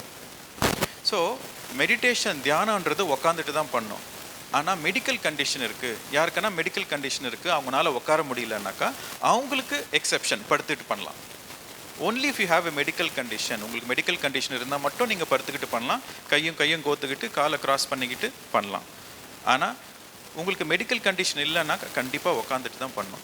இன்னொரு சின்ன விஷயம் சொல்கிறேன். இப்போ இந்த மெடிடேஷன் ஒரு 10 நிமிஷம் பண்ணியிருக்கீங்க. இதில் யாருக்கன்னா தூக்கம் வந்துச்சா? கொஞ்சம் பேருக்கு கை தூக்குங்க. நிஜமாக தூக்கம் வரும். இந்த தூக்கத்து பேர் யோக நித்ரா. இந்த தூக்கத்துக்கு பேரு யோக நித்ரா. நீங்க தியானம் பண்றப்போ உங்களுக்கு வர தூக்கம் அதுவும் தியானம் தான். அது யோக நித்ரான்னு சொல்லுவாங்க. நார்மலா நீங்க தூங்குறப்போ நீங்க தூங்குறீங்கன்ற விஷயம் தெரியாது. ஆனா தியானத்துல தூங்குறப்போ நீங்க பர்ஃபெக்டா தூங்குறீங்கன்ற விஷயம் தெரியும். ஆமாவா இல்லையா? ஸோ இந்த யோக நித்ரான்றது எதுக்கு அப்படின்னா, இந்த யோக நித்ரான்றது உங்க பாடியை ஃபாஸ்டா ரீசார்ஜ் பண்ணும். இந்த யோக நித்ரான்றது உங்க பாடியை ஃபாஸ்டா ரீசார்ஜ் பண்ணும். அது உங்களுக்கு தியானத்துல ஒரு gift. So that is also part of meditation. ஒரே ஒரு சின்ன எக்ஸ்பெரிமெண்ட் ட்ரை பண்ணுங்கள். நீங்கள் எப்போனா டென்ஷனாக இருக்கிறப்போ, இல்லை எப்போனா டயர்டாக இருக்கிறப்போ, இல்லை எப்போனா வாழ்க்கையில் கொஞ்சம் சோகமாக சோர்ந்து போயிட்டு என்னடா எனக்கு இந்த வாழ்க்கை அப்படின்ற மாதிரி இருக்கிறப்பவும், இல்லை பாடியில் டயர்டாக இருந்தாலும், இல்லை கண்டினியூஸாக யோசனைங்க வந்தாலும், இல்லை ஏதாச்சும் ஒரு பதட்டமான சுச்சுவேஷன், இல்லை ஹாஸ்பிட்டல்ஸில் ஒரு எமர்ஜென்சி, அடுத்து என்ன நடக்க போதுன்னு தெரியல, அந்த மாதிரி சுச்சுவேஷனில் ஒரு ஆபத்து வருது, உள்ள படப்படப்பு இருக்குது, இந்த மாதிரி சுச்சுவேஷனில் நீங்கள் கண்ணை மூடி உங்கள் மூச்சை ஒரே ஒரு 10 நிமிஷம் கவனிங்க. அந்த டென்ஷன் போயிடும். தானாக ஒரு நம்பிக்கை வரும். ஓகே, இறைவன் இருக்கான், கடவுள் இருக்கான், எல்லாமே நன்மைக்கே நடக்கும், எல்லாமே நன்மைக்கே நடக்கும்ன்ற ஒரு தைரியம் வரும். இது தியானத்தால் மட்டும்தான் முடியும். இந்த ஒரே ஒரு எக்ஸ்பெரிமெண்ட் பண்ணுங்க, உங்களுக்கு தியானத்தோட சக்தி நான் உங்களுக்கு புரிஞ்சுக்கும். இந்த கோவிட்ல, கொரோனால வைரஸ்ல போனதோட பயத்தில் போனவங்க தான் அதிகம். கரெக்டா? எஸ். ஸோ ஆனால் நிறைய வியாதிங்க இருந்தாலும் தைரியமாக இருந்தவங்க அந்த வியாதியிலேருந்து வெளியே வந்துட்டாங்க. ஸோ தியானம் பண்ண உங்களுக்கு எனர்ஜி அதிகமாகும், தைரியம் அதிகமாகும், சக்தி, நம்பிக்கை. வாழ்க்கையில் மிக பெருசு நம்பிக்கை. நான் தான் சொன்னேன் இல்லையா, ஒரு அர்த்தமான வாழ்க்கையாக வாழணும். நான் எதுக்கு வாழ்ந்துட்டு இருக்கிறேன்ற ஒரு அர்த்தமும் பரமார்த்தமும் தெரிஞ்சுட்டு வாழ்ந்தாக்கா அதுவே ஒரு கொண்டாட்டம் தான் வாழ்க்கையில். ஸோ தியானன்றது உங்களுக்கு சக்தியை கொடுக்கும், உங்கள் வாழ்க்கையோட அர்த்தத்தையும் உங்களுக்கு சொல்லிக் கொடுக்கும். Okay, thank you. Thank you very much.